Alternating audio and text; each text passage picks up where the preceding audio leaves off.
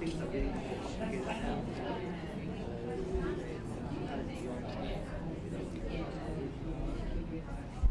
everybody, we might get started for this evening. So thank you all for coming tonight, and welcome to our education session. It's a little strange. I don't think I've stood up here. I haven't stood up the front of a face-to-face education session for 12 months now, so it's a bit unusual. But our topic tonight is Metro South battling acute rheumatic fever and rheumatic heart disease. My name's Susan Cederblad. I'm the Workforce Development Manager at Brisbane South PHN, and we're working tonight. We're working tonight to. There's a microphone. We're working with Heart Foundation and Rheumatic Heart Disease Australia to put on the event for you. So I would just like to acknowledge the traditional custodians of the land on which we live and work, and of the many different nations across the wider Brisbane South region.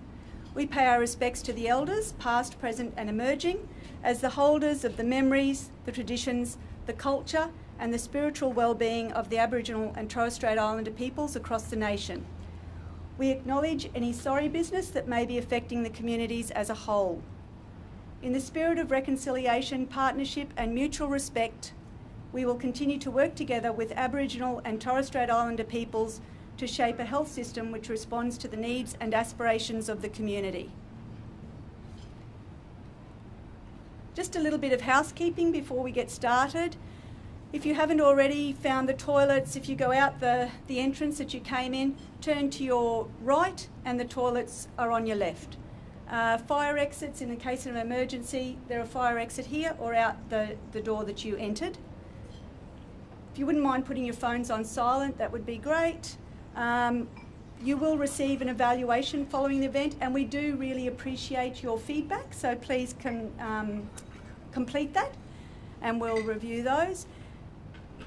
As far as COVID safety goes, we have hand gel around. If you haven't already, please sign in on your way in, and then there is also a checkout, so a QR code for checking out as well, so please do that before you leave this evening.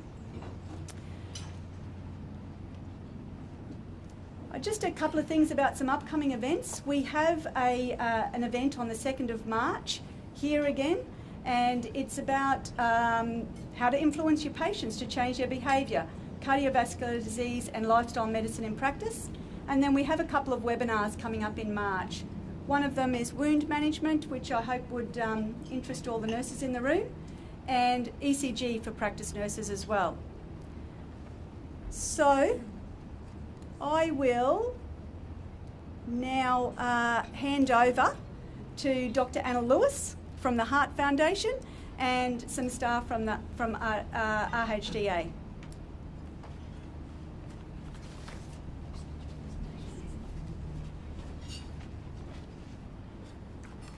Thanks very much, Susan.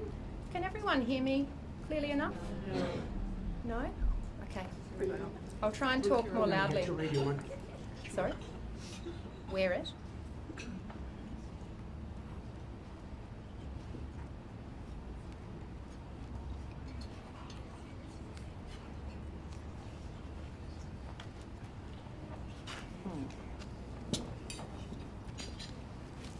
What about now? Is that a bit better? That's for the camera. That's for me. This is? Yeah, that goes to me. Okay. It's not gonna. That won't help. Gonna Sorry, I thought that's what you were saying. Okay. All right, they're going to bring you a microphone now. Okay. I'll just try and talk more loudly. Is that okay? Yep. Okay. So, good evening and welcome to our workshop on battling acute rheumatic fever and rheumatic heart disease in Metro South region. I'm Anna Lewis and I'm the State Manager for Health for the Heart Foundation, and I also manage our Indigenous health and rheumatic heart disease work that the Heart Foundation does nationally. So it's an absolute pleasure to be here with you. We really are very pleased to be able to bring this workshop to you today, both for the people who are here in the room with us, but also for the group of people who are live streaming to this event tonight as well. So thanks very much to all of you for joining us. This workshop is actually a collaboration, and I'm really excited that the Heart Foundation could be part of this. It's a collaboration between RHD Australia, between the Queensland RHD Control Program, your Brisbane South, PHN clearly, and thank you Susan very much for hosting us, we really appreciate it, and of course the Heart Foundation.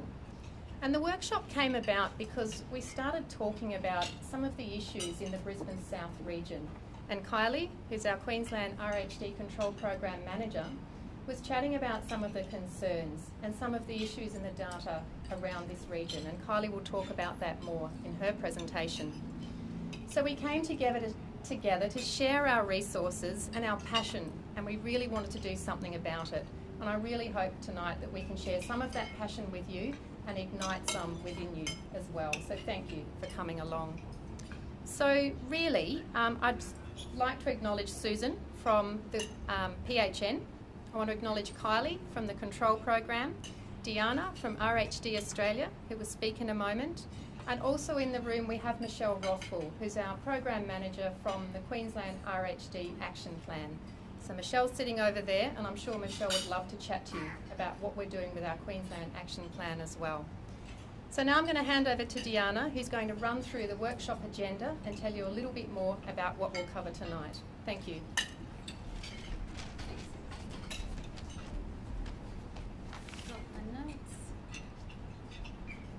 Excellent. My name's Diana Mosca and I work with RHD Australia. I'm going to talk a bit loud, so those who are live streaming, they might need to turn their sound down while I shout at the rest of the room. I work with RHD Australia. We are funded by the Commonwealth Government, are based at Menzies School of Health Research in Darwin. And although we don't do any research, what we do is translate the research. And we have three main areas of work. One is resources for clinicians. Another one is resources for patients, families and communities. And one other big piece of work, which I'm going to plug shamelessly tonight, is the guidelines that we released in February last year. So, and because of COVID, it's been a bit tricky getting them out there and, you know, doing the usual rounds of dissemination. So I shall plug those shamelessly. My job here tonight is just to run through the agenda and quickly talk about some CPD points. So first up, local epidemiology with Kylie McKenna. So in the guidelines, there is a whole chapter of burden of disease. It uses linked data from the register, also from hospitals. There's a lot of information in there, but it's Australia-wide and some international stuff. What Kylie's going to talk about is Queensland specific and specifically for Metro South, so that becomes really appropriate for this audience. Dr. Robert Justo, Paediatric Cardiologist, is going to talk about acute rheumatic fever. There are about 4 chapters about acute rheumatic fever in the guidelines, and Rob's going to cover most of those, including the primary prevention of ARF, the diagnosis of ARF, management of ARF, secondary prophylaxis of ARF, and some strategies to improve bicillin delivery. And we know how hard it is to actually give and to receive the bicillin every 21 to 28 days. So there's also a lot of information in the guidelines about that as well. If you haven't already downloaded the ARF RHD app on your phones, it'd be really good to do that before Rob talks as well. Dr. William Wang, cardiologist, is going to talk about rheumatic heart disease. There's a few chapters in the guidelines about that as well, but Dr. Wang's going to talk about the diagnosis of rheumatic heart disease, management of rheumatic heart disease. It's going to talk about some of the complications of rheumatic heart disease and endocarditis prevention. Dr. Cecelia O'Brien will come on a bit later. She is going to talk, and she's a, I just wrote this down, obstetrician gynecologist and a maternal and fetal medicine specialist. She's come to us from Townsville, so we're lucky to have her here tonight. She's going to talk about women and girls with rheumatic heart disease, and in the guidelines there's now a whole chapter on that. We know from previous research that there are a lot of women with rheumatic heart disease who don't know very much about it, and they certainly don't know how the implications of pregnancy or childbearing when they have rheumatic heart disease. So really important information from Cecelia. And then Kylie's going to do another talk. She's going to concentrate a little bit more on the GP reporting requirements this time. So more information about notifications. So we know ARF and RHD is notifiable.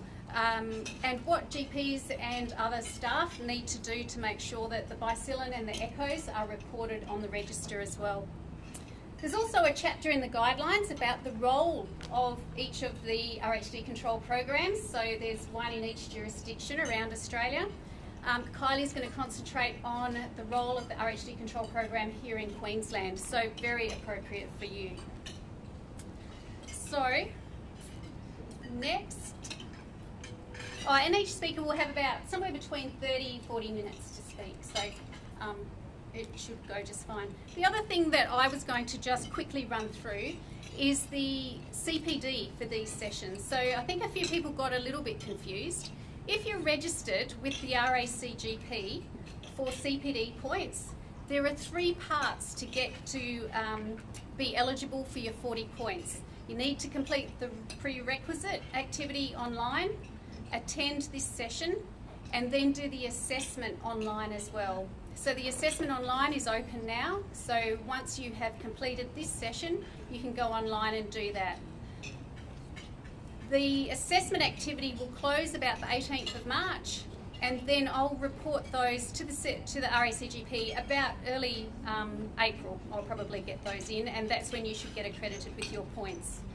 For people who aren't registered with the RACGP for CPD, you can attend this. I will email a certificate, a statement of attendance here, and a feedback form as well. So if you don't mind filling in the feedback form, I'd be very grateful.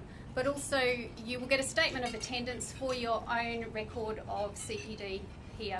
We also, at RHD Australia, on our website, lots and lots of information that you can use for CPD, and e-learning programs there as well that you can complete for CPD.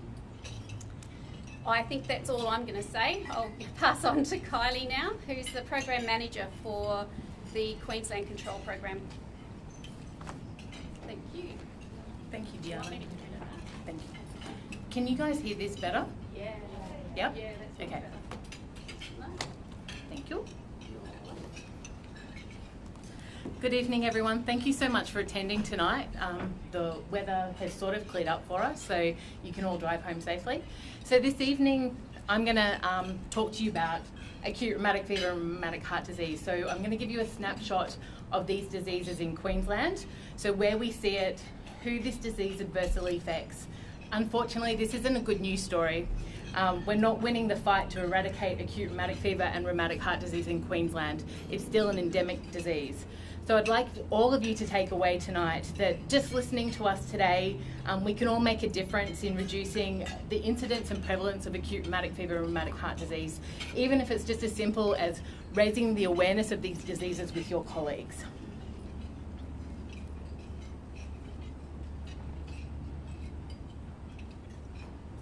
So, technology.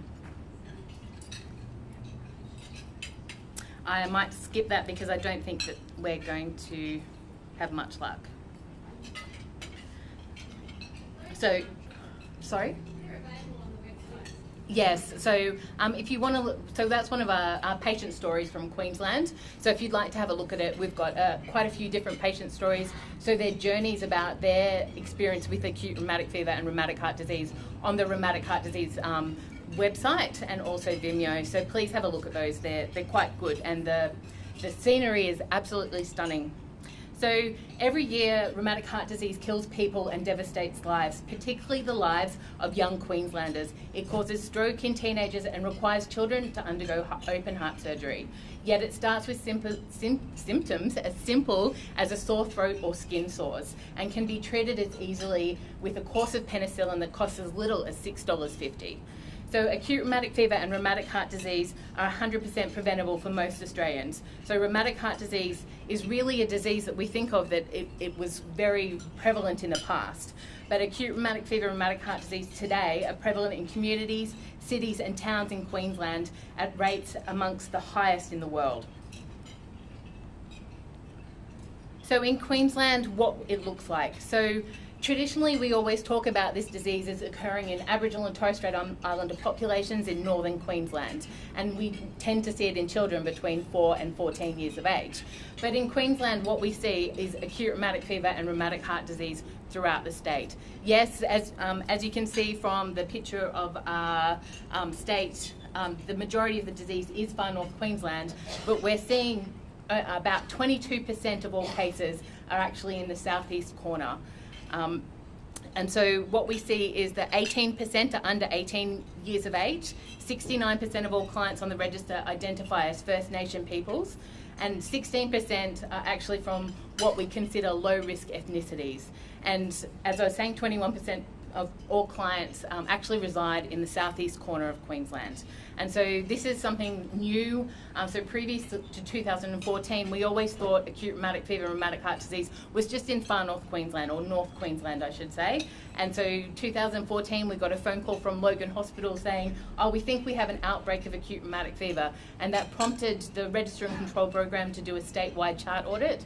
And through that audit process, and also a lot of other hard work through PA and a few other organisations, we've found this cluster of cases that we didn't previously know about, and we didn't previously think that we had an issue in urban areas. So rheumatic heart disease in Queensland, in Metro South today, we've got 359 people living with known acute rheumatic fever and rheumatic heart disease in Metro South.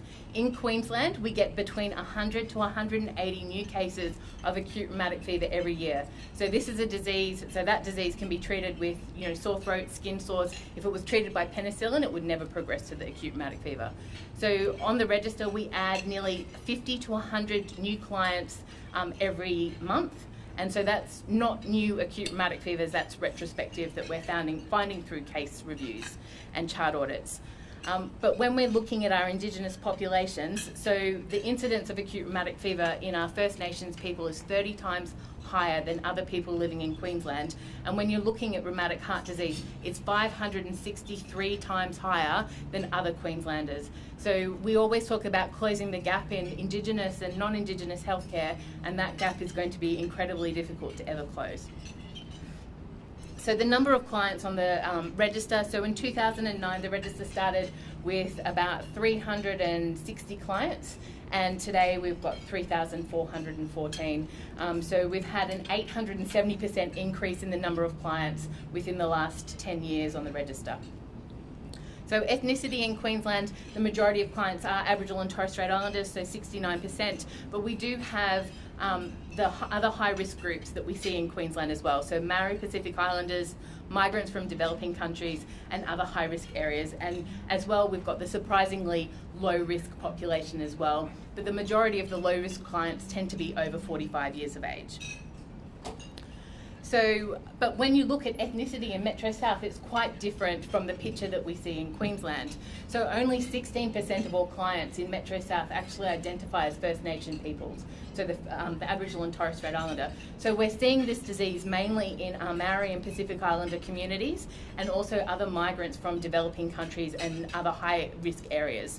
And we've got that low-risk population as well, which is 33%, but they do tend to be people that are over 45 years of age, so they're not the ones that are presenting with the acute rheumatic fever episodes.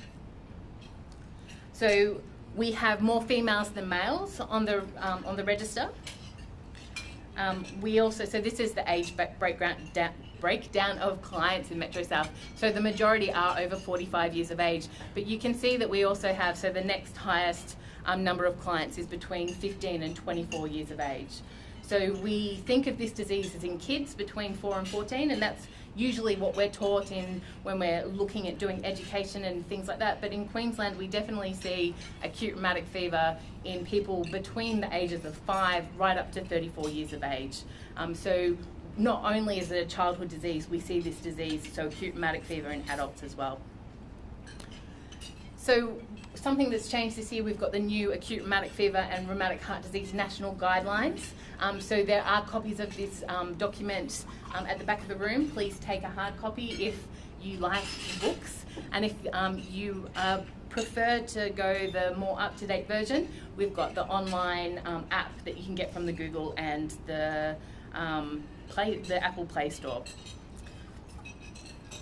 And so there's been multiple changes with the guidelines this year, and so some of the changes that we're going to talk about tonight is who is a high-risk client, management of acute rheumatic fever in high-risk populations has changed, the Jones criteria has been amended again, recommendations to the duration of secondary prophylaxis has also been amended, rheumatic heart disease priority classifications, and RHD in pregnancy. There's a lot more information on that on the new guidelines.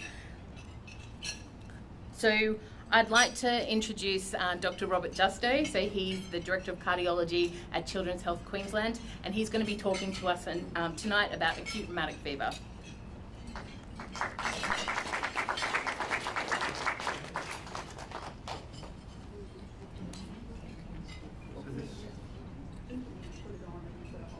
You know, I can hold it. Yeah. No, I just closed it there. So we're all like that. That? Yeah, that's it. Just like that. Try that and just, yeah. Does that work? Yeah, it does if you push that. Actually, I might just hold it, I think. So thanks for inviting me to this presentation. Actually, we just should put it on. Share this with you.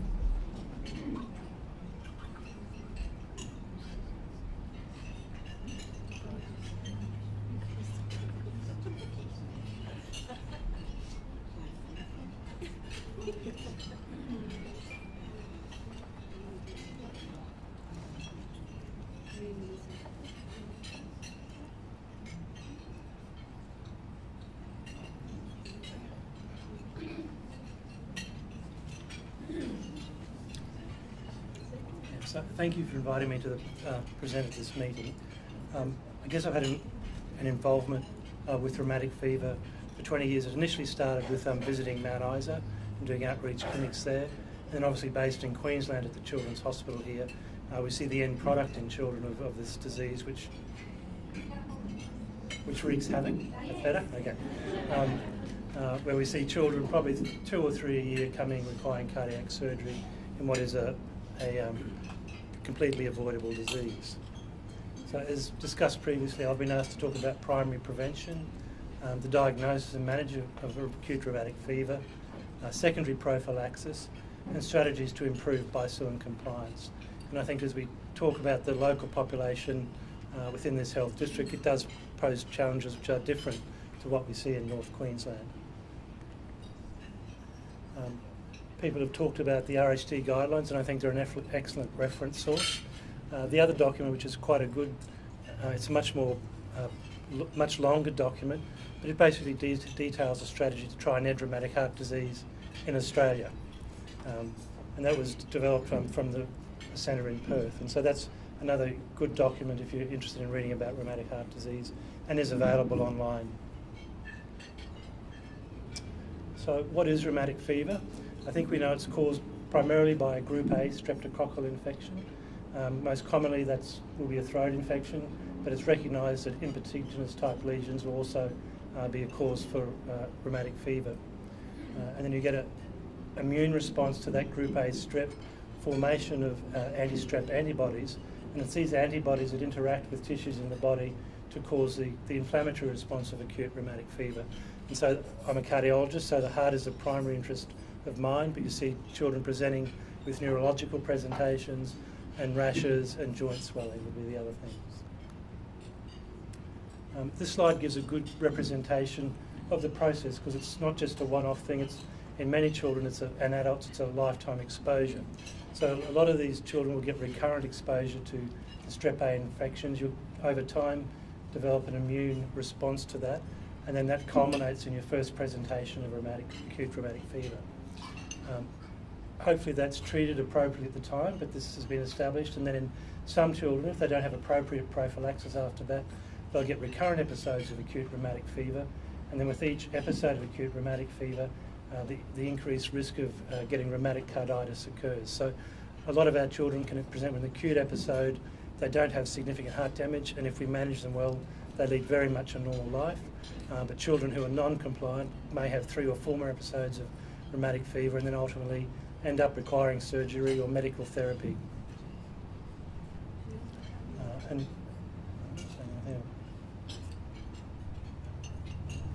And sorry, just one point is that of all children in Queensland who present or have a diagnosis of rheumatic fever, 3% require cardiac surgery by the age of 18 years. So that's a significant cost to the society and children. This graphic sort of gives an illustration of the disease process. The highest incidence of strep A infections is, as you would expect, is in the paediatric population. It occurs predominantly highest in 0 to 4 years of age, with the next highest incidence at 5 to 14, and then the incidence drops off after that. And that underlies a principle of not considering bicyclic injections into late adult life. And so the children are primed between 0 and 4, and the highest period of presentation for acute rheumatic fever is in the 5 to 14-year-old age group. And then you get recurrent episodes of rheumatic fever in those patients who are non-compliant, and the incidence of rheumatic heart disease increases. And obviously it's a major issue in the adult population, and we'll be discussing that later in the evening.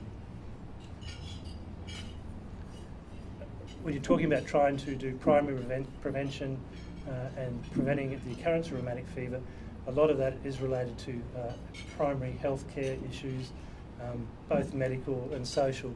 And one marker of health outcomes, I guess, is school attendance.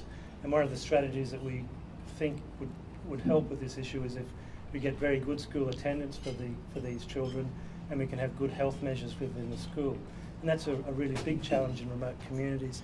This slide illustrates the school attendances with non-Indigenous and First Nations people, and you can see throughout the country it's always lower for First Nations people, but the more remote area you become, the disparity increases, and that's why we have the most issues in remote areas, but it's still problems in the major centres.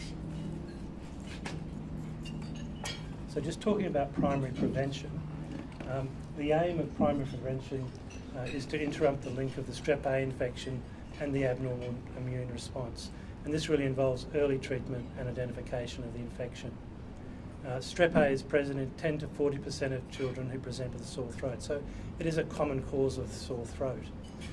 And of those, about 2/3 will develop ARF. And strep A is also associated with a lot of impetiginous infections. So the recommended treatment for children who present with sore throats, the primary treatment, and a lot of this is aimed at the high-risk communities, so it may be a little bit different for the regions of Brisbane. You have to tailor things to the patients that you're seeing. But certainly in the disadvantaged populations, the first line of treatment is IM benzathine penicillin. If injections are not palatable, we would use phenoxymethylpenicillin. And if you're allergic to penicillin, it was erythromycin. For skin sores in the disadvantaged populations, we recommend oral cotrimoxazole and IM benzathine penicillin. That slide just illustrates, obviously, a sore throat. The important thing in determining these treatments is identifying high-risk and low-risk populations, and I'll discuss that a little bit later. But in very high-risk populations, in children who present with red throats, in a lot of places you would empirically give penicillin therapy and do a throat for the strep A at the time of presentation and then follow them along.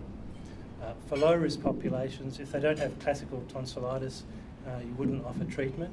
But if they have tonsillitis, we'd recommend doing a throat swab for the strep A, and then if it came back positive, consider treatment with an antibiotic. So it's a much more aggressive use of antibiotics than in other settings. These are some examples of impetigo, and similarly, we recommend aggressive treatment of impetigo. In remote communities, scabies is a very strong association with impetigo, and so we would treat that aggressively. We'll talk about the more holistic measures to reduce the incidence of impetigo. When you're trying to, I guess, deal with these issues in high-risk populations, it becomes a multi-layered approach, and you actually have to start within the community itself, dealing with the families, educating families, engaging the leaders within the communities. That's an issue in big populations like Brisbane, where the communities are much more fragmented, but in the regions of Australia you can do that. Around that, you have to build a health system that can work with the local community, so that's good health policy that will diagnose disease, treat disease, and ensure we get compliance going forward. And then surrounding that, we have to have the control programs where we monitor our outcomes and try to follow our patients. Sorry, Rob. Can you hold closer? Okay, better. That's really close. Okay. And so that sort of looks at the primary prevention strategies. And all the states around Australia are working with these. It's a multi-pronged approach, and it's not succeeding at the moment because we really haven't made the changes we need to make. But we need to provide healthcare services at the schools, and there are models where you put nurses into schools and look after the children. The issue we face in Queensland is that our healthcare nurses aren't actually accredited to offer treatment, it's more counselling. So that would require a whole change in governmental policy to introduce that type of care. We need a conservative treat-all approach, and again that's a change of mindset of how we think about treating sore throats and impetigo. We need to engage the communities and have culturally appropriate health workers, because that makes has a huge impact on compliance and getting children and families to come and access healthcare. And healthcare has to be freely accessible. We have to ensure appropriate supplies of medications, because that isn't always the case, particularly in remote areas. We need school-safe attendance, and then you have to look at the community. And so one of the major issues is overcrowding of houses, and things that go with that are personal hygiene and issues around pets and animals and reducing scabies. With regard to education, you need simple communication. This is an example of the type of posters that health services will place in community health centres, not just in GP practices, to help increase awareness within the communities. This is a study out of New Zealand. New Zealand has similar issues with rheumatic fever with Maori and Islander populations, and that is an issue for this particular area. And they've done trials of school-based programs where they'd have a nurse going into schools perhaps twice a week and offering throat swabs to all children who present with sore throats. And if the swabs were positive for strep A, referring them to GPs and then getting appropriate antibiotic therapy. When they did an early study in 2001, it suggested that there was a 20% reduction in ARF. This more recent study, and it was a retrospective study, so it has lots of limitations, but essentially it compared a school district where there were nurses in all the schools, a health district where there were no nurses and just relying on children going to GPs, and then a third which was a bit of a hybrid model. And what they illustrated was that where there was a nurse in the school regularly reviewing the children, they found a significant reduction, about a 60% decline in the incidence of rheumatic fever in that group of patients. And the conclusion was this was further evidence that this type of aggressive modelling within the schools will reduce the incidence of disease. And although this type of program is quite costly, it still was cost effective. So just moving on to the diagnosis of rheumatic fever, and I'll just step you through the different stages. And we've talked about the app. That's a very good resource, and this really follows the same logic that we use in the app. The first thing to identify is a patient a high risk or low risk patient, because that will affect the Jones criteria. And high risk criteria are things like living in an endemic setting, if you're Aboriginal and Torres Strait Islander, if you're Maori or Pacific Islander in a high risk situation, or if you have personal history or the family history of rheumatic fever. while it isn't an inherited condition, we see lots of children where there is so-called family history and multiple family members affected. So that makes them particularly high risk. And there are examples in this health district of families where there's 2 or 3 children who had rheumatic fever.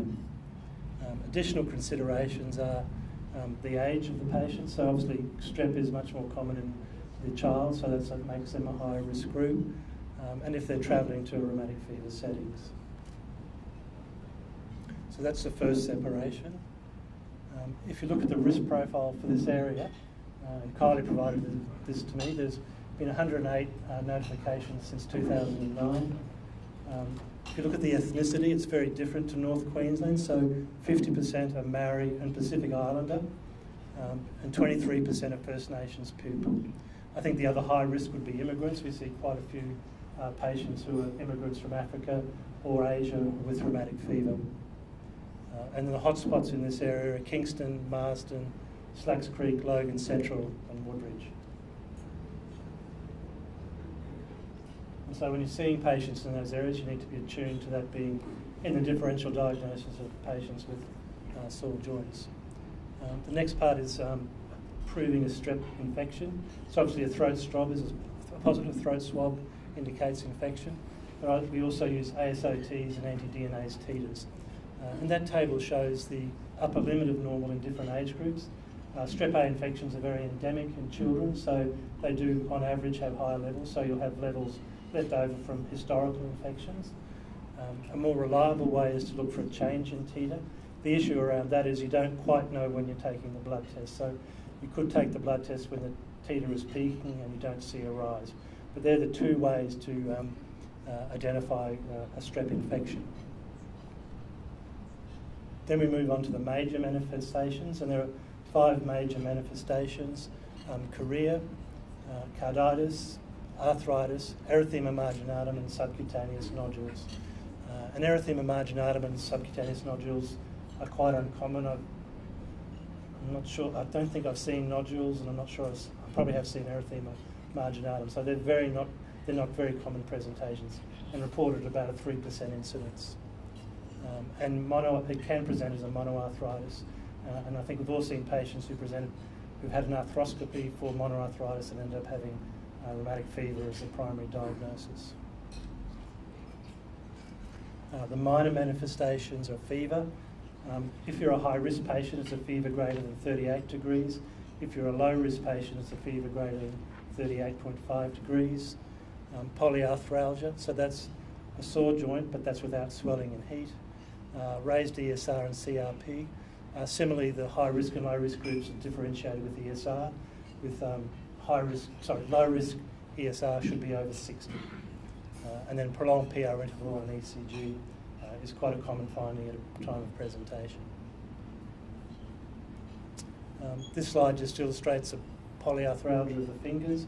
That's probably a less common side of presentation. It's much more likely to be knees and ankles, so it's often a child who's presenting who can't walk. This is a very common presentation. But you can see swelling of the interphalangeal joints, and you are looking for swelling and heat, not just the joint being sore. There's a talk about rheumatic carditis. I'll just deal with a little bit about the time of presentation. The incidence at the first presentation of carditis has been reported between 30 and 80%, so there's a big variation, but it is very common at the first presentation. Clinical findings, the most common clinical finding would be a cardiac murmur, and before echocardiography, that was the basis of that diagnosis. They can present with cardiac failure. That's quite rare. You can get a myocarditis acutely or severe AV valve regurgitation, and you can present with a pericardial effusion or rub. But in children who present with rheumatic fever these days, we would recommend an echocardiogram at the time of presentation or around the time of presentation. The photo on the top right, just see if you can see it, but you can see this is the acutely inflamed rheumatic valve, and this is the inflammation on the edge of the mitral valve. And so that's a typical appearance in an acute rheumatic carditis. Chronic changes look very different to that. And there's echocardiogram showing leak on the valve, and that's what we'll be looking for at the time of presentation. But most children with rheumatic fever, when they present, are silent from a cardiac perspective. That's a slide of erythema marginatum. And you can see it's an erythematous raised rash. That's the typical view of it. And then this is a nodule. It's not a great photo, but you can see there's just a raised nodule there, common on the elbows. This is an ECG of a child who presented with rheumatic fever, and you can see first degree heart block. And then just very occasionally you get very profound presentations where the AV node is severely affected and you get long periods of block. When you treat the rheumatic fever, that resolves and the sinus rhythm comes back. And I think that we didn't have to pace that child, but we probably gave the child some isoprenolam to help the heart rate along. Don't see that very often, but that's sort of the extreme of what you can see. So the criteria for diagnosis, I think most of you will be familiar with this, but I'll just go through it. For a definitive diagnosis of rheumatic fever, it's two major manifestations and the evidence of a strep A infection, or one major and two minor manifestations. So if you have arthritis and carditis, then you've got rheumatic fever. That's all you need to make the diagnosis if you've had a strep A infection. If it's a recurrent episode, you can have three minor if you have three minor manifestations. If you've had rheumatic fever in the past, then that you can make a diagnosis of a recurrence of the disease. Down the bottom,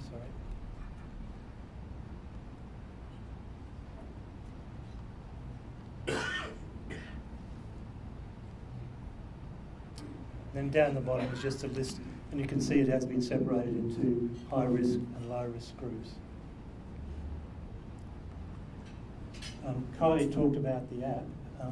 I don't know if many of you have accessed it. The top left-hand corner is the app, and you can just find that by opening your apps. And essentially, it's something I carry on my phone. I use it all the time. I use it mostly for diagnosing ARF, and it really takes logical steps through the clinical picture, starting with high risk, low risk, and then you go to major and minor criteria, and it gives you an answer of yes or no. And essentially you can have definite, maybe, and borderline diagnoses of rheumatic fever. But it also has a lot of information about rheumatic fever if you go to the other areas within the app. So we're going to try and do a case study. Do people have the app opened or have access to it? Okay. I might just sort of step through it as best I can. So this is a sort of child you might see in this area. He's a 6-year-old Samoan boy, heritage, who presents to your practice. I think a really important part of the history when you see a child like this is to get their social circumstances, because you do need to classify them into high risk or low risk. And this sort of child could live in either group. So they could live in a house with 10 other children and be in the high-risk group, or they could be the only child and be low-risk group. So that becomes a very important differentiator. From there, he's got a fairly classical history of a sore throat, swollen left knee and hot, so that would be an arthritis. Has temperature of 39 degrees, inflamed tonsils, and a normal cardiac examination. So on that basis, you wouldn't diagnose carditis. So he's got one major and some minor features. From there, as a general practitioner, the type of investigations you do, it would be important to do a throat strop if it was a red inflamed throat. You're not going to get that information at that point. You'd also do ASOT and anti-DNASPs, and ESR and CRPs. And in this child, all of those values are elevated and outside normal range. So again, he's got more minor manifestations. His ECG is normal, so that doesn't help. And then with that information, you actually diagnose him with rheumatic fever, and it would be appropriate then to refer him, treat him with antibiotics, but also refer for an echocardiogram to assess the heart. Kylie will take you through this more later, but rheumatic fever is a notifiable disease. This is the form, and so it's accessed online, and it is a requirement to notify this disease if you see it. When we see children at hospital, we certainly do fill the form out, and in outreach clinics we fill that out. Okay, so the management, we do recommend admission to hospital, particularly important in the remote communities, because this is probably the only way we can really appropriately assess the child and make a diagnosis and start treatment.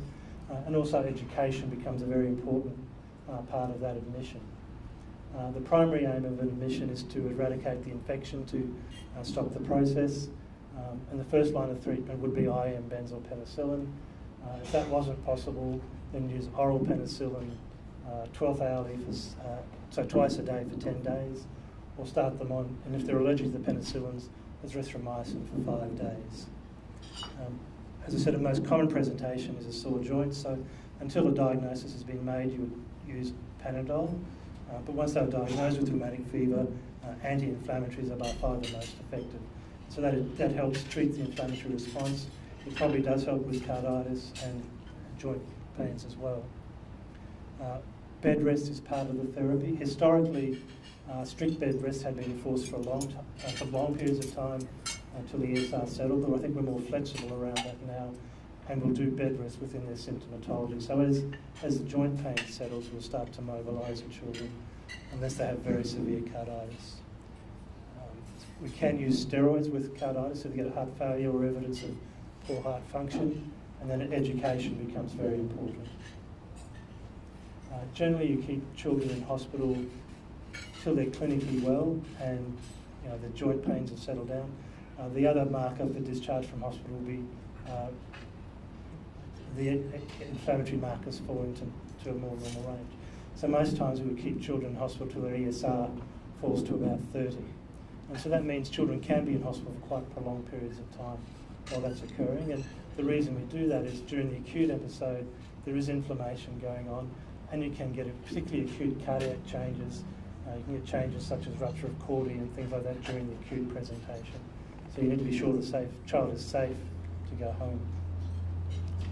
Sydenham's chorea is a neurological presentation, and chorea is just a wavy, it's a move, I don't have any images of it, but it's a athetoid wavy movement, and it's quite characteristic.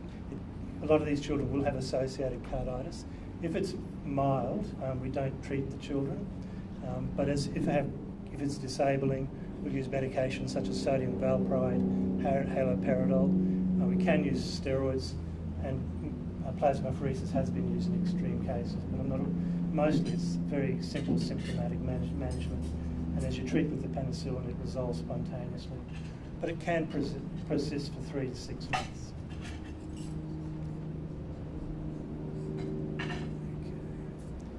So once you've treated the acute infection, the next phase is secondary prophylaxis.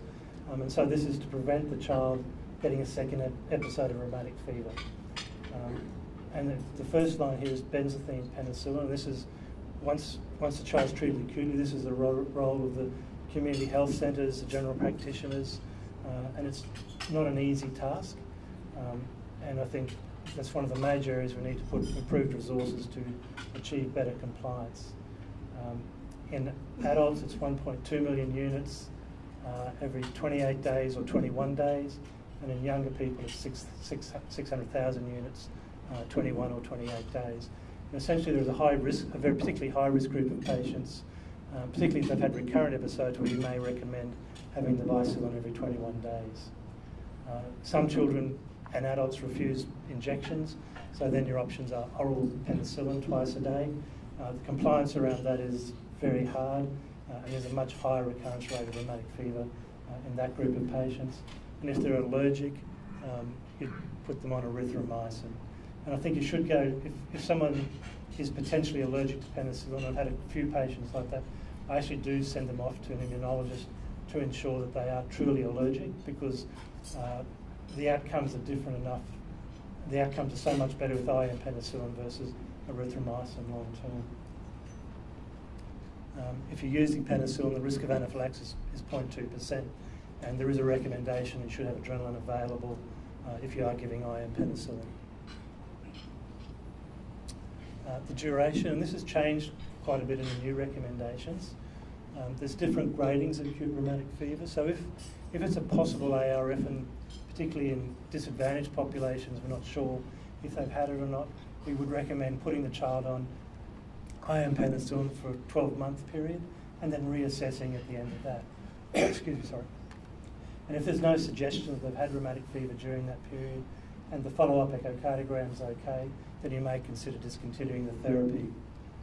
In the probable group, which is a very high suspicion they have had it, we would recommend 5 years of treatment or until they're 21 years of age. So you're sort of picking up a 17-year-old who may present. You're not going to keep them going past 21, you'll stop it at 21. And the logic behind that is the incidence of strep infections in someone over 21 becomes a lot less. If you have definite ARF but no cardiac involvement, we recommend a minimum of 5 years of treatment or until the age of 21 with regular echocardiograms along the way to ensure no carditis is developing. And recurrence of ARF are most likely to occur in the first year after the initial presentation. If you move on to more severe disease where there is cardiac involvement, if there's mild cardiac involvement, it's a minimum of 10 years or until the age of 21. But in that group of patients who have quite severe disease, either severe mitral valve regurgitation or aortic valve regurgitation or the developing stenosis, we recommend treatment till the age of 35 years because the implications of getting another episode are very significant. And that group of patients who have surgery would recommend prophylaxis until the age of 40. Giving injections is not easy. I'm a paediatrician, so certainly it's very challenging there, and I'm sure it's challenging in the adult population.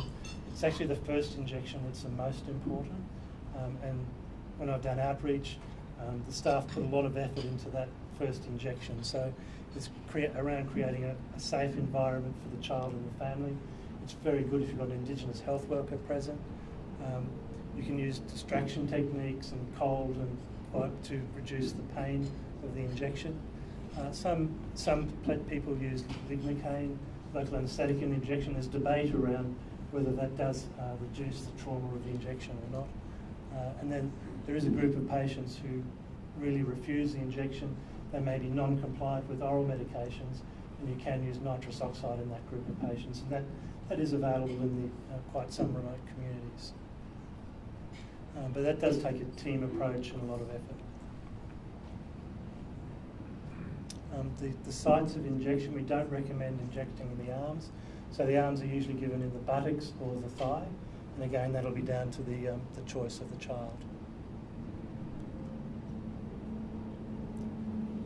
And there's various strategies to support compliance, and they're probably going to be different in the southeast corner to what they are in North Queensland.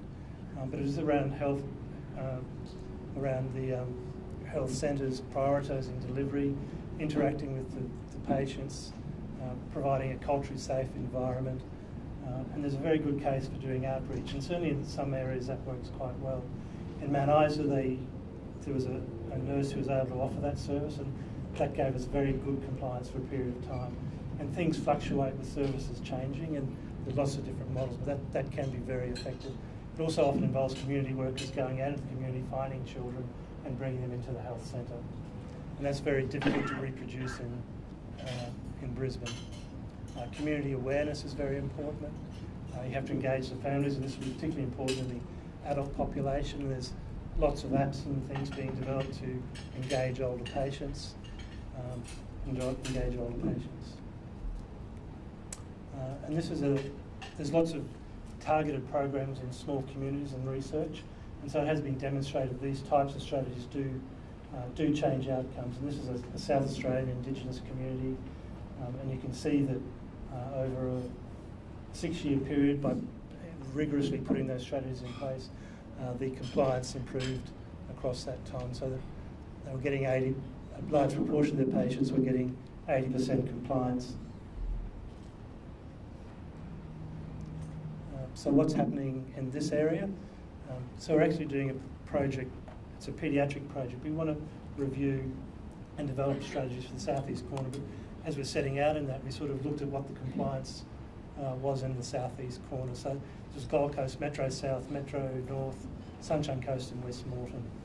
And for the entire population, 20% of patients are greater than 80% compliant. So that's not a great outcome for our area, given our resources.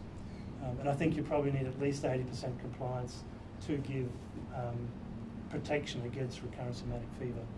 In the paediatric population, which I'm interested in, it was 31%, which is a little bit better, but still not very good.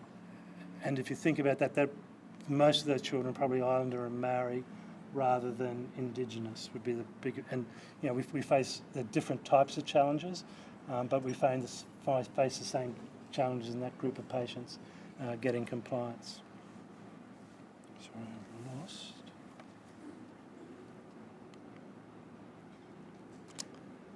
And I'm not sure if everyone's aware, but there is a Commonwealth government strategy to end new cases of rheumatic fever by 2031, and that sort of complements that document I showed at the beginning of the presentation.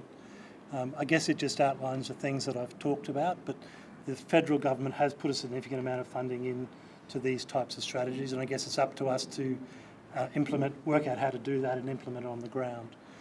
But it is prevent transmission of strep A, detect and rapidly treat infections, and then be reliable with secondary prophylaxis. And I guess the long-term goal would be a streptococcal vaccine.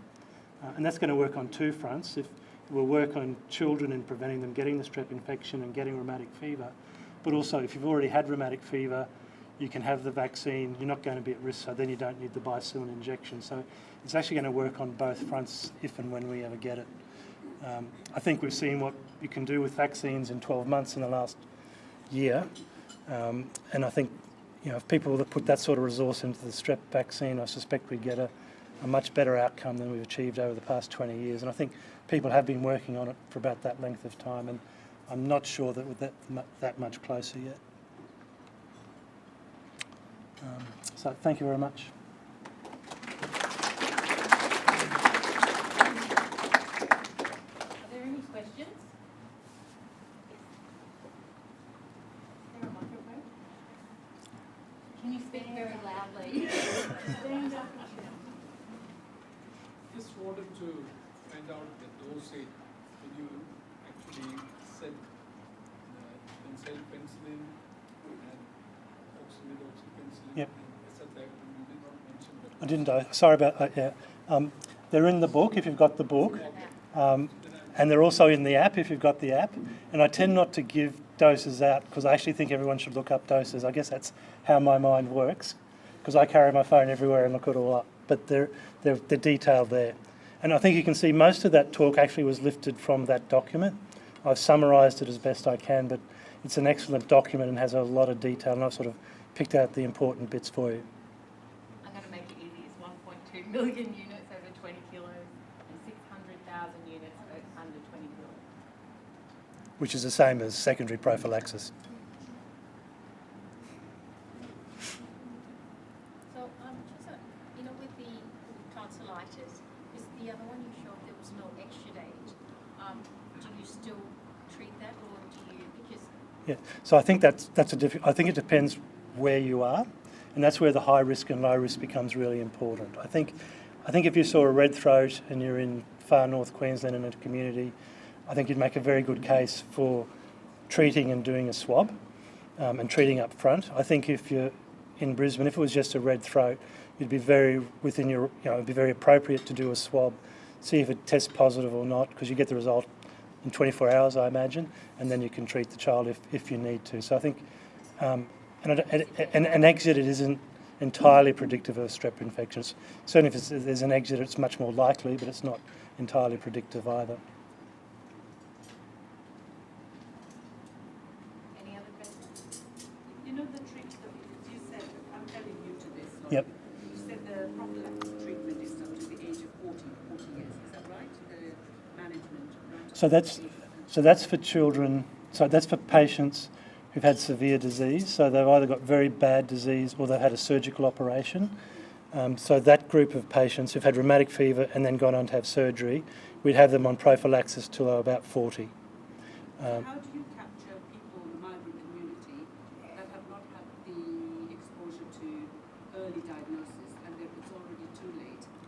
unfortunately, and that's about the complications, but unfortunately they most commonly turned up with bad heart disease. So I had a girl from Africa who was 15 who had been in the country a month and got admitted to hospital with terrible mitral valve regurgitation and heart failure. So that unfortunately they may get picked up by going to the GP and the GP hearing a murmur, and then you've got to work out what the cause of all that is. But that's the usual late presentation. Dr. Justo, quick question. You've been in this space for a long time. I'm just wondering, what do we have to do to lift up the only 20% of people getting above 80% of injections? That's the question, isn't it? It's doing that big long list of things. I don't think we really have the answer to that. It really hasn't changed in 20 years, I don't think. I think, to be fair though, I think there's a lot of energy going into working it out now. So the state government and the federal government are putting resources medically in, and there are a lot of people, not just in health, but in education and in housing, working together to try and come up with solutions. We're about to undertake a project in the southeast corner of, it's a paediatric project, but basically looking at the incidence of rheumatic fever and how we can improve things in this area. And so actually we're going to be looking to talk to people like you for your ideas, because I think it's a big challenge for a GP who has one patient with rheumatic fever who's having a penicillin injection with no support. So I think there are ways we can deal with that, and one way maybe to have nursing support or staff that will look after that patient and monitor that patient care. But it is also in the remote communities, it really is around improving, probably if you got an 80% attendance at school, I actually think that would go a long way towards getting rid of it. So it's actually dealing with all those social issues, unfortunately, and there's no, it's closing the gap, and there's no easy solution. So I don't have an easy answer to that, but I think hopefully by 2031, with lots of clever people and your support and help, we'll get there. Just increasing knowledge will make a difference, I think. Sorry, last question. I used to work at Sherbrooke, Mm-hmm. and so we had the community people go and get the patients back to us so that we can do injections when they do it. Is there one program here that does that? Not in the southeast corner, no. So we're probably less well resourced than most of the rest of the state, if the truth be told. And I guess that's part of this project we're undertaking, is I think we could make a very strong case for a rheumatic fever CNC, which exists in other areas, that because there's, I think there was about 70 children and probably 180 total in this region. So, if you had a workforce that was committed to looking after that, and that would also involve education to families, GPs and schools, that would be a good model of care. And if there is non-compliance, then there'd be someone who had ownership of those patients and could help the families to ensure compliance occurs. Any other questions? Okay, thank you.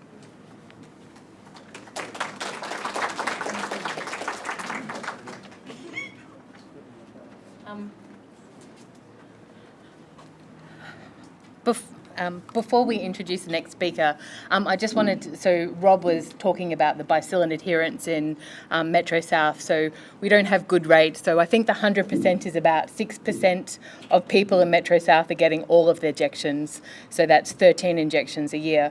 And so unfortunately, if we've got poor compliance, we get the recurrent strep infections and then the recurrent acute rheumatic fever, rheumatic heart disease, and then that leads to the valve replacement and increased morbidity and mortality. And unfortunately, in Metro South, because we've got such poor bacillin compliance, we also now have the highest rate, well, the highest number of clients with severe rheumatic heart disease in the state are in Metro South. So you would think that you would see the highest number of clients actually in far north Queensland, where we see most of the new cases of acute rheumatic fever. But unfortunately, what we're seeing in Metro South is that we have the highest rate of people with severe rheumatic heart disease because we're picking it up when they're already presenting in some sort of heart failure and not at that acute rheumatic fever. So I'd just like to introduce Dr. William Wang. He is a cardiologist at the Princess Alexandra Hospital, and he's going to be talking to us today about rheumatic heart disease.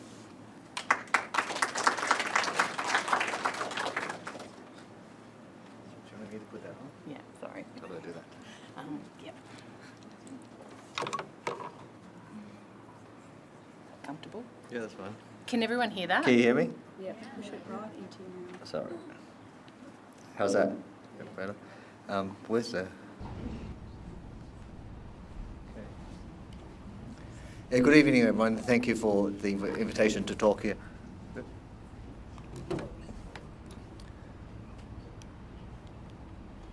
So I'm an adult cardiologist at PA Hospital.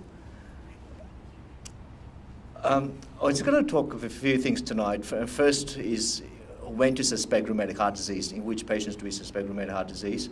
I'm going to talk about a little bit of investigations, progression, complications, secondary prophylaxis, and infective endocarditis prophylaxis. This is a summary slide of which patients and when I suspect rheumatic heart disease. And I'll go through each one of them one by one later on. So the first, the most straightforward, is the patients with history of acute rheumatic fever. Those are the most obvious. And not uncommonly at a hospital. Occasionally we get them as young adults, but frequently they're referred to us by the Children's Hospital and often GP services. This has been shown a few times, so we know the pathogenesis and the link between acute rheumatic fever and rheumatic heart disease, streptococcal infections in the respiratory tract or skin infections leading to autoimmune response, and acute rheumatic fever, recurrent immunological attacks leading to rheumatic heart disease. And this is some Australian data from the Northern Territories from the late 90s to 2013 about what happens, the development of rheumatic heart disease after acute rheumatic fever. So after the diagnosis of acute rheumatic fever, after 1 year of acute rheumatic fever, 27% have diagnosed rheumatic heart disease. And if they go for long enough, this is after 10 years now, 52% of patients will progress to rheumatic heart disease. So now, of course, this is the overall number in the Northern Territories based on variable treatment, and we do know that treatment helps with this problem. But you can see, most importantly, this number of the proportion that progress rheumatic heart disease is very high.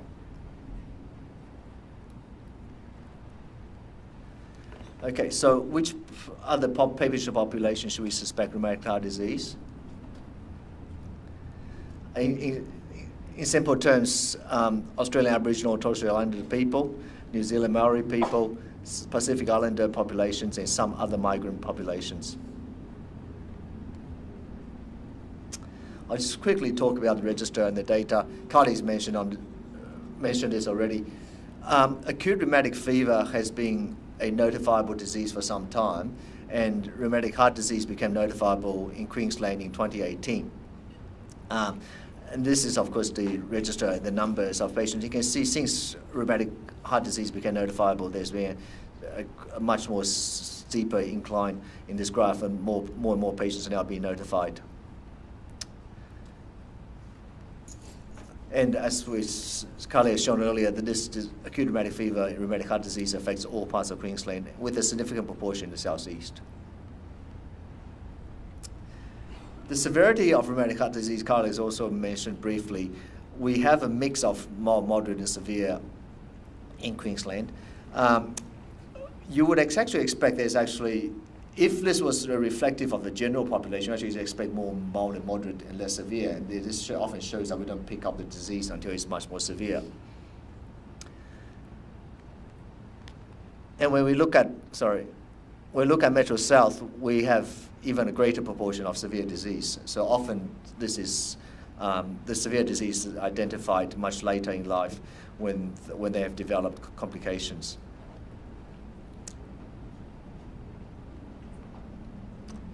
If we look at severity, depending on the HHS, this is Metro South, and Metro South has the most severe disease, both proportion and absolute numbers of severe disease in all of Queensland.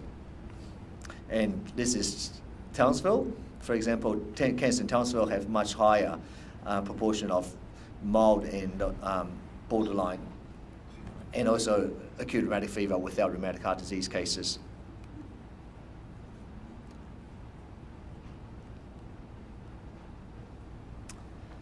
when we look at overall numbers, in Queensland, most patients with acute rheumatic fever are Aboriginal or Torres Strait Islander patients, but in Metro South, only 23% are Aboriginal or Torres Strait Islander patients. And when we look at rheumatic heart disease, in Queensland, 31% of patients are younger than the age of 18, whereas in Metro South, only 18% are younger than the age of 18. So often the rheumatic heart disease, anyway, of Metro South, we have the older patient population. And here's another comparison. This data is a little bit older, but basically this is Cairns and hinterlands. So they have a much greater proportion of rheumatic heart disease in Aboriginal or Torres Strait Islander patients. So a much greater proportion of patients with rheumatic heart disease are Aboriginal or Torres Strait Islander patients, whereas in Metro South, we have a much smaller proportion of patients who are Aboriginal or Torres Strait Islanders. And this is the data from the PA Echo Department. Now you'll see the mean age is much older than Queensland because PA is an adult hospital, so this does not take into account of the children who live in Metro South. In our Echo database, the patients with rheumatic heart disease, the Aboriginal and Torres Strait Islander Australians have a mean age of 46, and then other Australians have a mean age of 65. When we look at the Pacific Islanders and New Zealanders, this is his country of birth, the mean age is 52, and then Asians 50s, and European migrants aging in their 70s. And this actually reflects a little bit about our migration population over the last 50 years. A lot of European migrants came to us after the Second World War, so they're much, much older at that time, where the countries were less developed and they had rheumatic heart disease. And a lot of the other migrant groups came, in the years following that. Rheumatic heart disease globally is associated with poor socioeconomic conditions, overcrowding, and poor medical access. The disease is responsive to penicillin, so penicillin is responsible for elimination, at least some of the disease, but the disease was actually becoming less common in industrialized countries even before penicillin became available. So it was a lot of the improved social and housing conditions that actually eradicated or minimized the disease in other countries. It is still endemic in parts of Asia, Africa, South America, Pacific Islands, and of course some communities in Australia and New Zealand. And really, as I said earlier, our Metro South data is just reflective of our Australian Indigenous populations and also our migrant populations. So here's an image of the prevalence of rheumatic heart disease around the world. You can see higher prevalences in Africa, in parts of Asia, and Pacific Islands and South America, Central and South America. And here's a map showing the change in prevalence of rheumatic heart disease over time. The somewhat unfortunate thing is that, except for a small proportion of countries, rheumatic heart disease is actually becoming more common around the world. And particularly so in African and South American countries.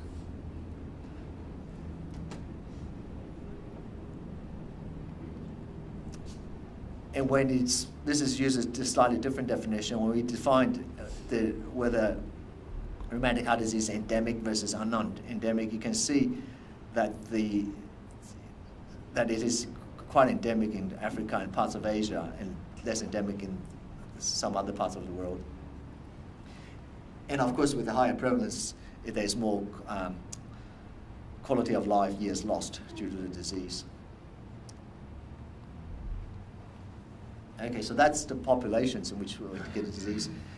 And in terms of valvular pathology, who do I suspect have rheumatic heart disease?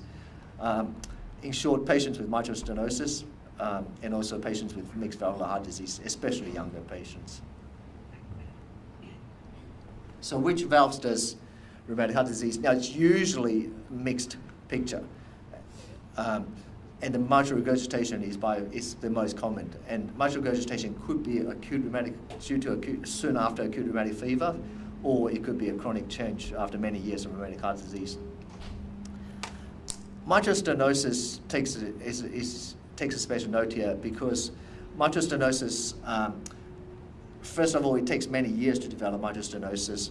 usually we think somewhere between 10 to up to 30 years before we get significant mitral stenosis from rheumatic heart disease, although there are other data from other parts of the world that shows it could happen sooner.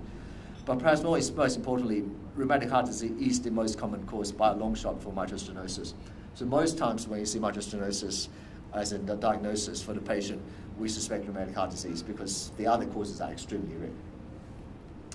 Aortic regurgitation, especially when it comes mixed, aortic stenosis can happen. And this aortic stenosis is somewhat pathologically different to the aortic stenosis we see in old age patients. And as a special note here, isolated aortic stenosis is very rare in rheumatic heart disease. So usually when we see aortic stenosis, we usually get it with a bit of mitral regurgitation, a bit of mitral stenosis. So it's a mixed mixed disease.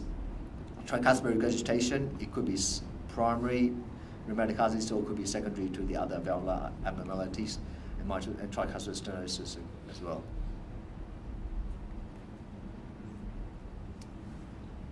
The investigations for rheumatic heart disease, echocardiogram to look at the valvular functions and valvular structures, and ECGs to see the effect on conduction disease, if any, on the rheumatic heart disease has had. Those are often the first lines, and then depending on severity of what we identify, we may progress to transesophageal echo, stress echo, cardiac catheterization, left and right heart studies, and coronary angiography, and cardiac MRI scans.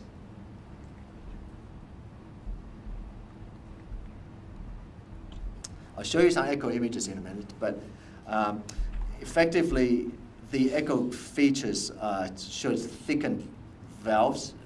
This is mitral valve first, thickened valves, thickened cords, and this doming appearance we see, which I'll show you in a minute. The restricted leaflets, but of course leaflets can also prolapse and also calcify. Once again, similarly with aortic and tricuspid valves, thickened leaflets, rolled edges, and their cords become restricted and prolapse as well.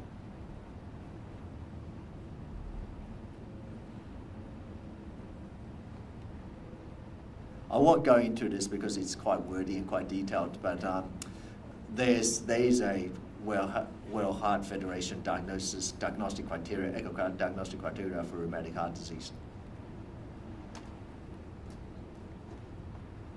Now I need you to help press that. So just go to the one on that one first and press play, yeah. So I'll show you some normal pictures first before I move into the more disease ones. So this is what I call parasternal view. What you see here, this is a slice across the left ventricle. So this big chamber here is left ventricle. Now that makes out the mitral valve, the left atrium, the aortic valve. So blood flows from the left atrium via the mitral valve into the left ventricle and then pumped out again through the aortic valve. You can see here the mitral valve moves relatively freely. The aortic valve here moves relatively freely. Stop that and proof another one. Yep.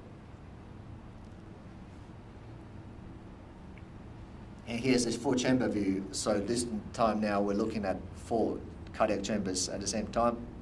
The large ventricle here is left ventricle, left atrium underneath that, right ventricle on the other side, right atrium underneath that, and you can see the mitral valve there moving relatively freely. Okay, next.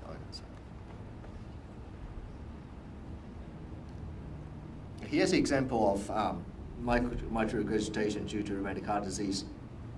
We've got the same picture again, same view against the previous one. Left ventricle, left atrium, the aortic valve, mitral valve. First thing to note about the mitral valve is it looks a little bit thickened, a little bit nodular at the end of it. You can see the posterior leaflet, which is this one here, doesn't move as much as the other leaflet does.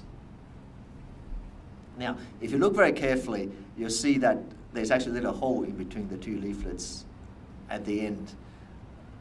They don't quite close perfectly together. And if we move to show the other image, please.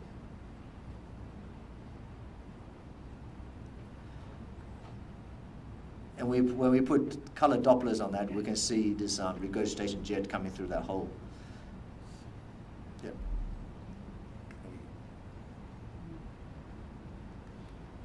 Okay, oh, sorry. And now here's an example of mitral stenosis. And this is actually the same patient between 2013 and 2019. 2013, 2013, this patient was noted to have a history of acute rheumatic fever and therefore started some of the monitoring we're doing. It's a relatively normal valve. The movement's probably not as much as we expect. There's a bit of restriction of the posterior leaflet. And 2019.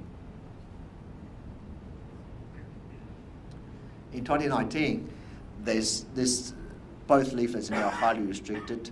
This doming appearance is what we call hockey stick appearance, and now you can see that the opening is now significantly reduced, and therefore causing mitral stenosis. That is problem from the blood moving from left atrium to left ventricle through that.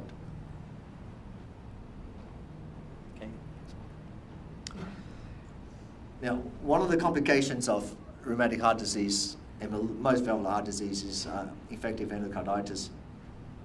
Here we're looking at a number of different pathologies. If you look at the mitral valve first, you'll see this echo density moving underneath the mitral valve. That's the infective vegetation. And if you look at the aortic valve on top of that, you can also see an echo density moving backwards into the ventricle. That's also infective vegetation. Other features of abnormalities, the valve is very thickened. It's got that hockey stick appearance again. The posterior leaflet is highly restricted, and the aortic valve is also very thickened. Yep. And here's just an example of a thickened nodular aortic valve with a rheumatic heart disease.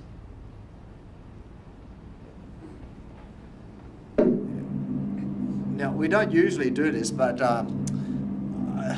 Dr. Dahir managed to give me some pictures of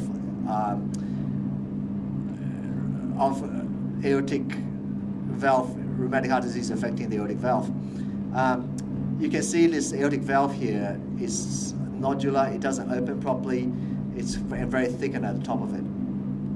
The other interesting thing to note here is there's a mechanical valve in the mitral position. So this patient's had a mitral valve replacement for rheumatic heart disease and is now having disease with the aortic valve. And this is a, go back. This is a short axis view showing you the nodular, the thickened tips of the aortic valve. So complication of rheumatic heart disease, first of all, you could progress to more severe disease, more severe rheumatic heart disease, and the valvular dysfunction can then cause cardiomyopathy, heart failure, atrial fibrillation, endocarditis, strokes, pulmonary hypertension, and the need for cardiac surgery in a lot of patients.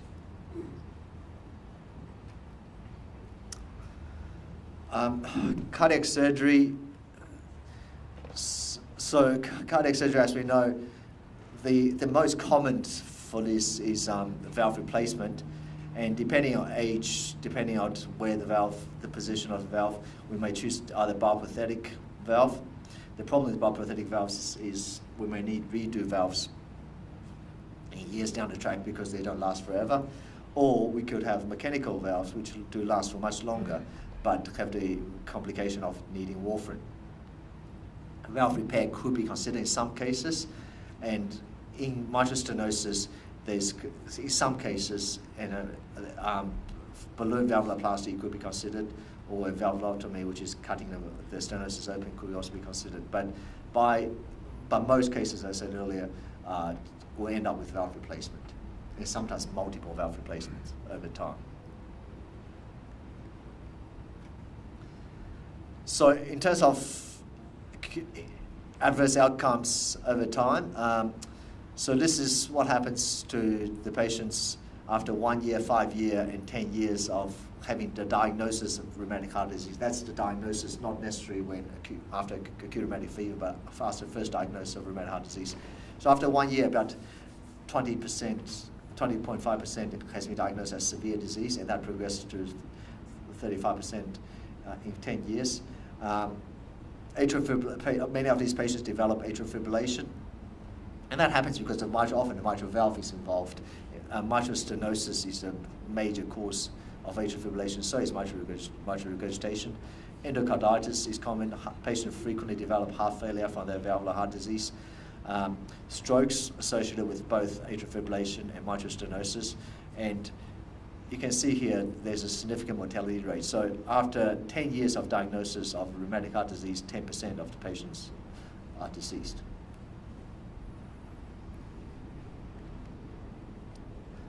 And in terms of how quick the disease progresses, and this is a study involving relatively young Australians. So if the diagnosis is mild at diagnosis, over time, at 5 years, most of them still remain mild or moderate, but a few percent has become severe or requiring surgery. If it's more moderate or severe, that progression rate, of course, is greater. If it's more severe, by 5 years' time, 60% of these patients will have had surgery. In fact, most of these patients had surgery within the first 2 years.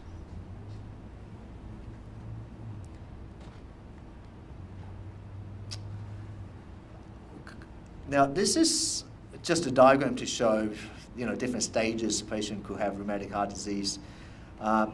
Unfortunately, now where I, as an adult cardiologist, I get most of my patients either at this end, where they've developed heart failure or needing surgery, or some cases I've been referred them because they've had a history of acute rheumatic fever. There's actually not that many patients we find with asymptomatic rheumatic heart disease that we find either on incidentally or subclinically.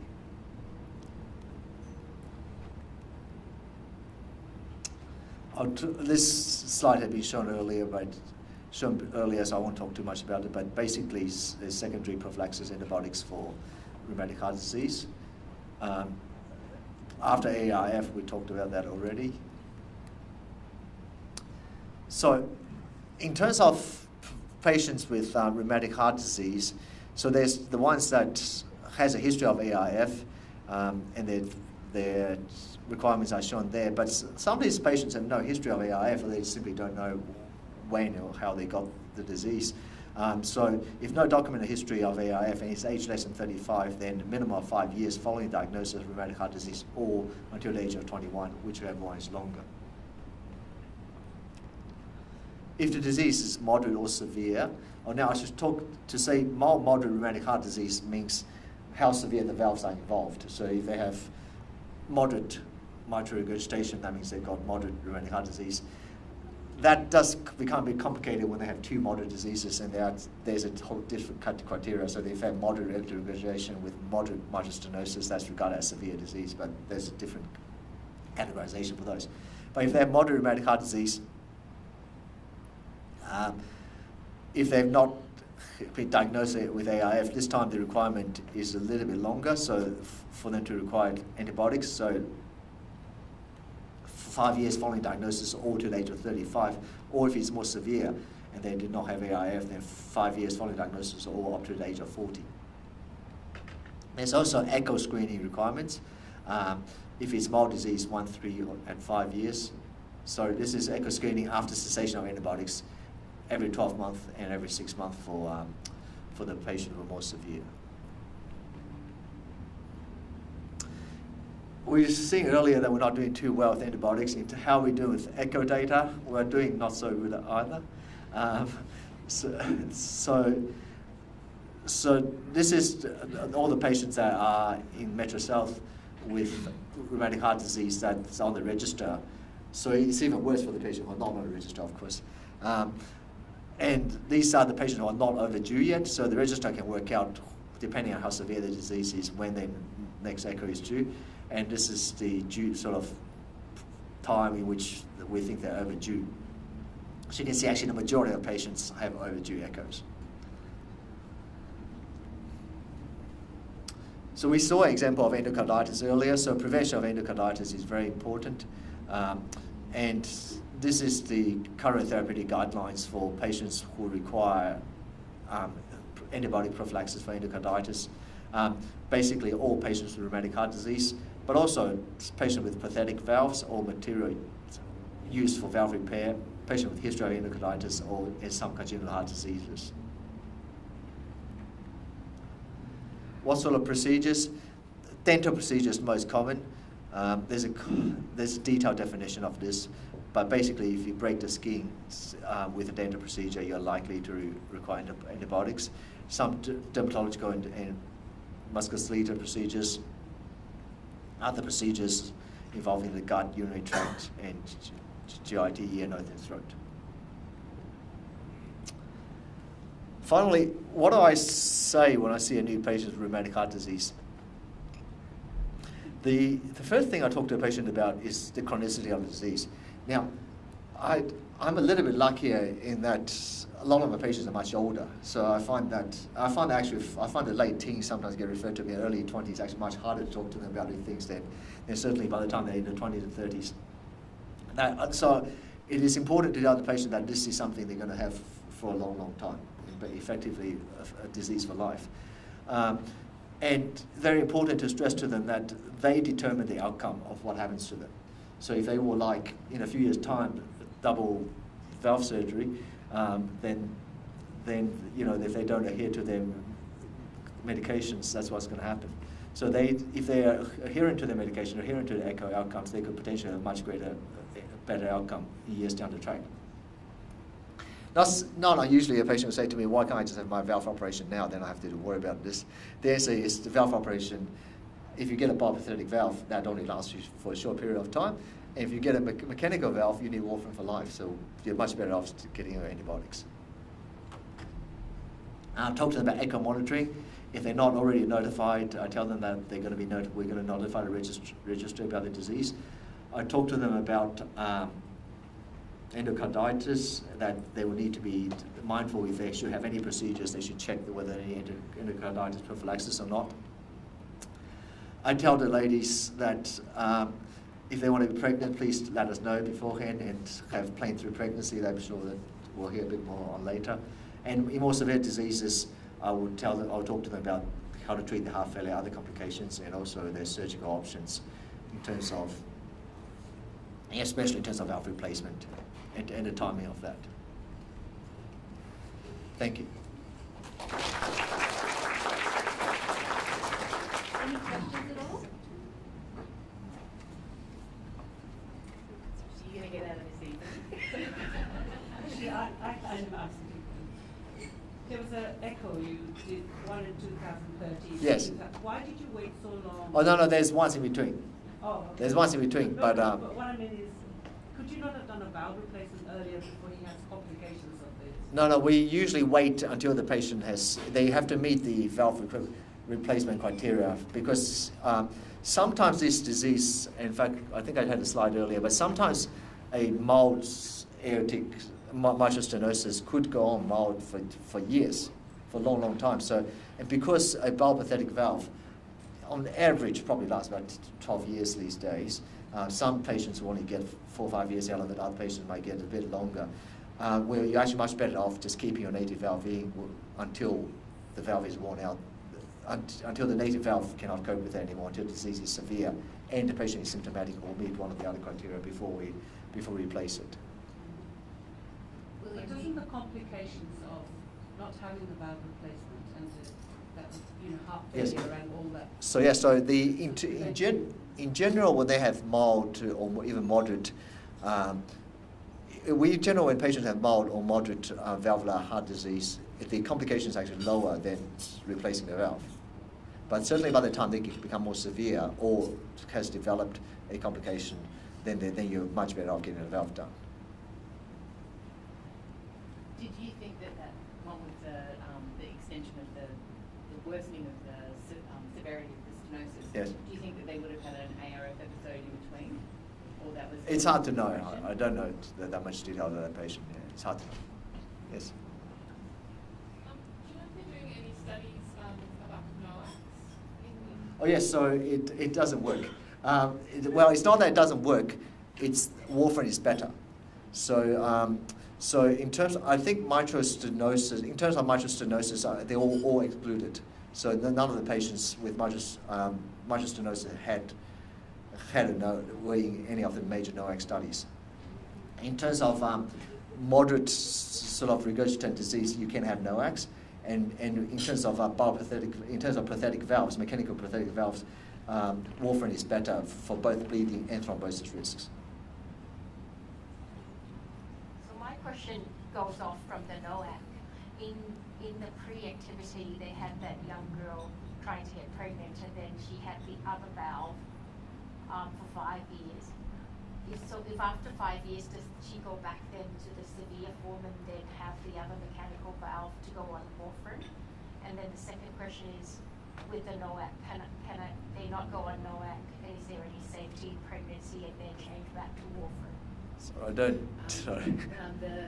The case study was a lady who had a bioprosthetic valve, and the valve failed, and they needed to. So she'd had pregnancy, and she needed to have a replacement. Oh, I see.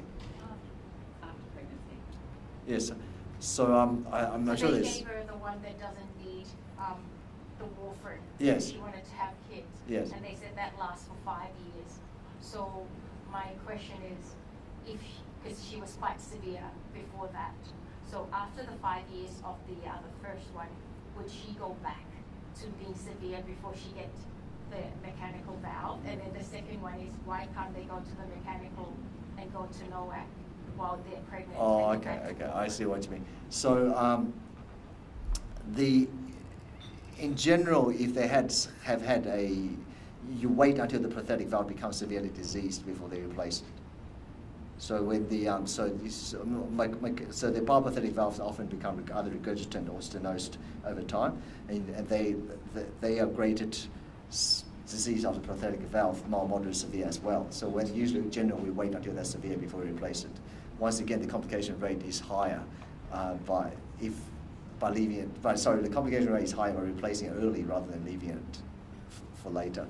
And it is not an uncommon strategy to give young women a parapathetic valve for a few years, sometimes they even get two before they move into a mechanical valve to avoid warfarin. I'm not sure if warfarin's NOAC's ever been given to in pregnant people, so I don't know the answer to that question. I've got a nice slide. I didn't have time to put it in the presentation, but it's at the end of my presentation about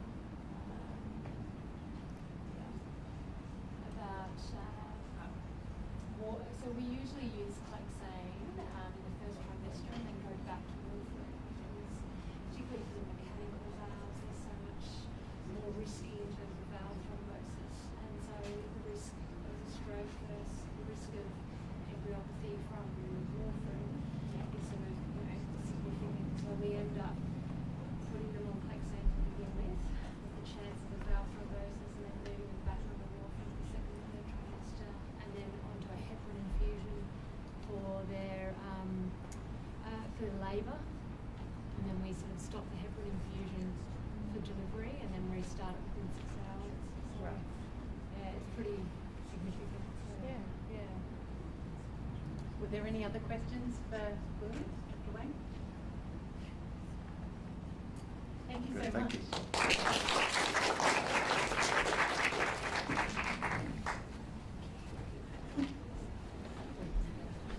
Next, I'd like to introduce Dr. Cecelia O'Brien, and she's going to be talking about rheumatic heart disease in pregnancy. So Cecelia's come down from Townsville Hospital to talk to us tonight, and she always speaks very well. Thank you.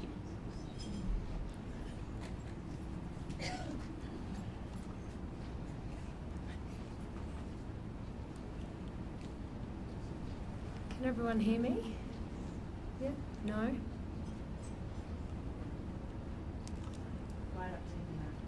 Really? Okay. Is that better? All right. Thank you for the opportunity to present and talk to you about rheumatic heart disease in pregnancy. And I think that this is a really amazing opportunity to talk to fabulous GPs and nursing staff about what the impact of pregnancy is in rheumatic heart disease. And it's a really important time in a woman's life where she does access medical care. And I think it's opportunistic that we think about pregnancy in women of childbearing age. So I wanted to start by talking about why cardiovascular disease is important in pregnancy. and why we get physiological changes, and therefore why do rheumatic heart disease sufferers get worse, and why is it significant. Then I wanted to talk a little bit about how do we prepare for pregnancy and some of the strategies I would recommend, and then how do we manage a woman who's entering pregnancy with rheumatic heart disease. So we know that the prevalence of cardiovascular disease in pregnancy is increasing, and that's partly due to the fact that we have an increasing maternal age during pregnancy, and women are entering pregnancy with comorbidities such as hypertension, diabetes, some with ischemic heart disease, others with congenital heart disease. So we're getting quite a mixed bag of cardiovascular disease entering in pregnancy, and it's more and more prevalent. Of note, it is the highest cause of maternal deaths in Australia, and that's mainly from pre-existing cardiovascular disease. And really, in the developed world, we have up to 82% of women with cardiovascular disease being congenital heart disease. So that is repaired congenital heart disease entering in pregnancy. For those in the developing world, we see 89% being rheumatic heart disease. So you can see the big disparities in what we're seeing across the world, which was also highlighted by William's presentation as well. To talk briefly about the epidemiology, we have women in childbearing age who currently have rheumatic heart disease in Queensland is approximately 673 women. And this ranges from mild, moderate to severe rheumatic heart disease, along with active cases. Of those women, there are 49 that are actually pregnant, and 21 are on the register in North Queensland, So that's in North Queensland. Some recent data from the Australasian Maternity Outcome Surveillance System said that the incidence of rheumatic heart disease in pregnancy is 4.3 per 10,000 women. And however, it's extraordinarily significant in terms of the outcomes, and I'll talk you through that in a minute. 78% of women present with, identify as Aboriginal and Torres Strait Islander in Australia, and I think that that's very significant. So let's talk about the outcomes.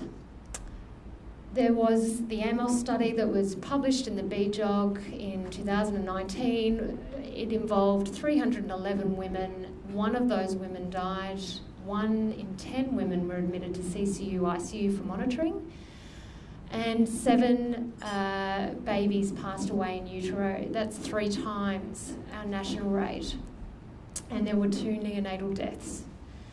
21% of these live-born babies were actually classified as preterm, so they were delivered more than likely iatrogenically for maternal disease that was worsening in pregnancy, and 33% were admitted into NICU. So you can see here that these statistics are way out from our national average, where the average rate of preterm delivery is 9%. Internationally, the mortality rate related to rheumatic heart disease in pregnancy is 1.9%. So that's significantly higher than in Australia. And the heart failure that occurred 50% of the time with severe mitral stenosis and 23% of the time with significant mitral regurg.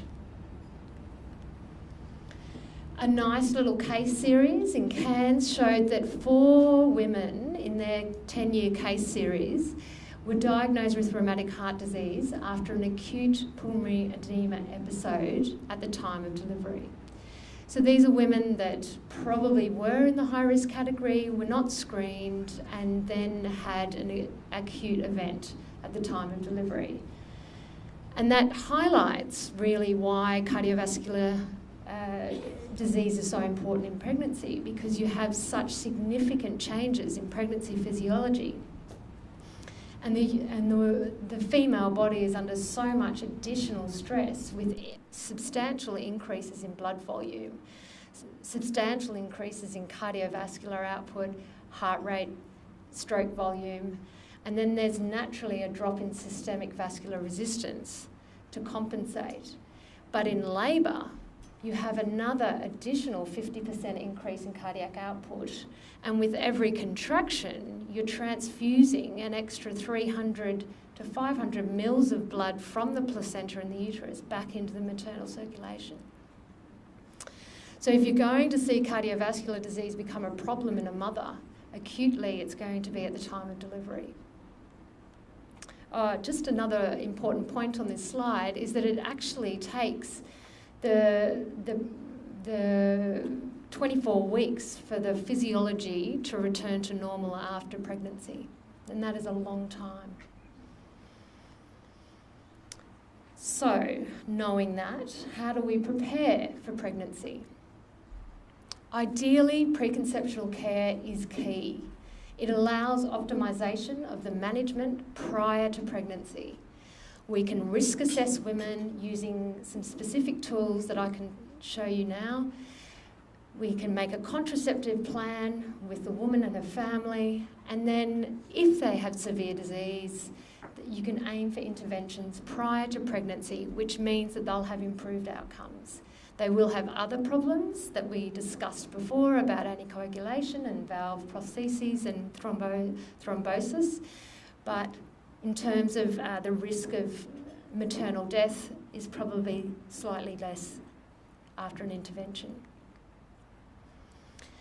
In terms of preconception care, just other things that you all do, but it's worth mentioning, is to check rubella and varicella status and vaccinate if they're not immune, cervical screening, make sure it's up to date, review medications and work out what is safe in pregnancy, what can continue, and what needs to be changed in preparation for pregnancy.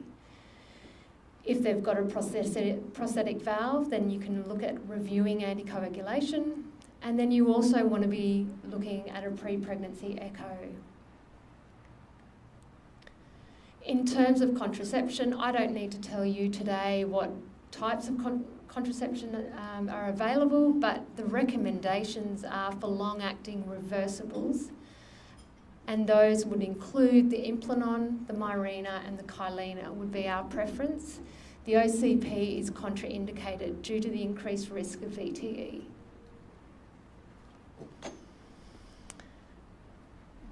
We would then ensure that the woman was cared for and introduced to a pregnancy heart team. And I actually think this is absolutely fundamental preconceptionally, because this is where the trust is built. This is where the rapport is built with a woman. Naturally, these women are absolutely petrified to fall pregnant or have an unplanned pregnancy. And so meeting their care providers, having a plan, knowing what's going to happen in pregnancy, knowing what the risks are proactively, makes a huge difference to the outcome. So they're the group of people that we would engage with. Cardiologists, obstetricians, anaesthetists are paramount. And then you can have maternal fetal medicine specialists, neonatologists, cardiothoracic surgeons, and a paediatric cardiologist as well.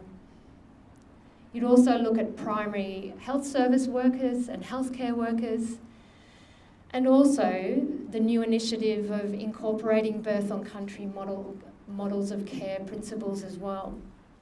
This is a more of a midwifery-led approach, but trying to provide holistic care to Indigenous and Torres Strait Islander women in their birthing areas, to incorporate some of the traditional aspects of their care. It doesn't literally mean birthing in country with rheumatic heart disease, but it means acknowledging that this actually happened before, 200 years ago, and that we need to be able to modify some of the birthing practices to adapt for cultural practices.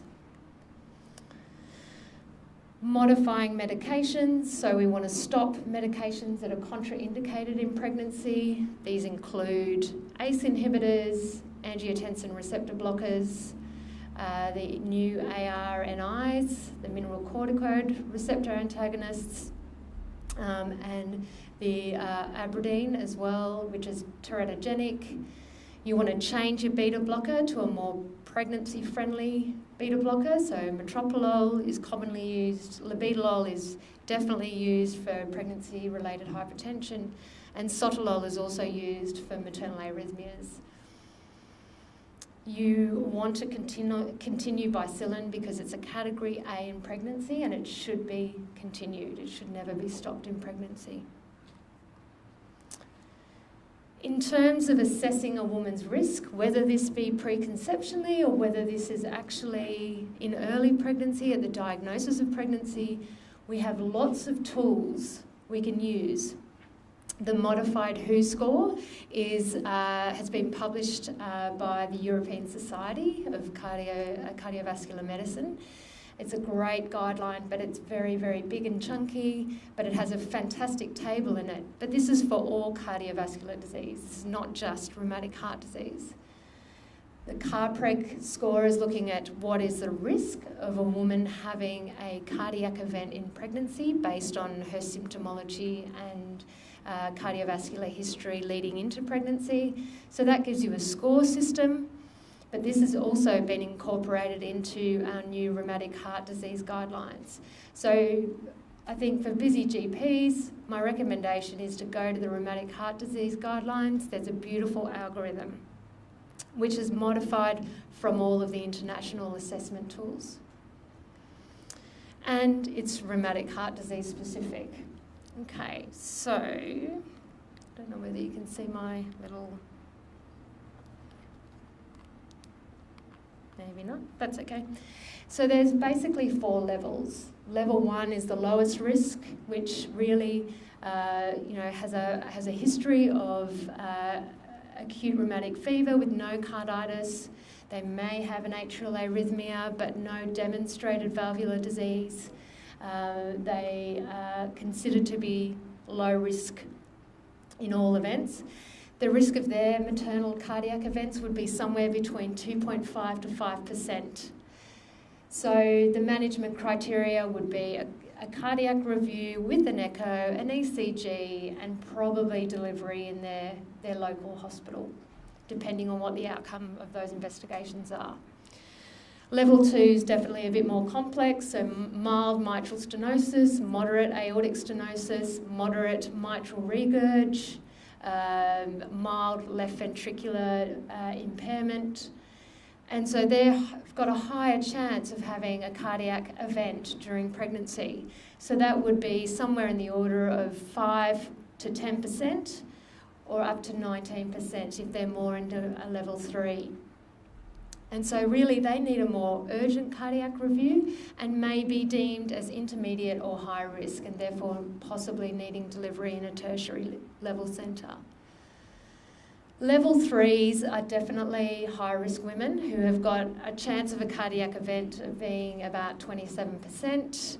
These are severe symptomatic aortic stenosis, mitral stenosis with a valve area of 1.5 to 2 centimetres squared, and moderate left ventricular dysfunction. So these women are going to have more chance of having a cardiac event and will probably need to be delivered in a tertiary centre. The level 4s are the ones where pregnancy is really contraindicated. And these represent the highest risk women that enter pregnancy and have a significant chance of mortality.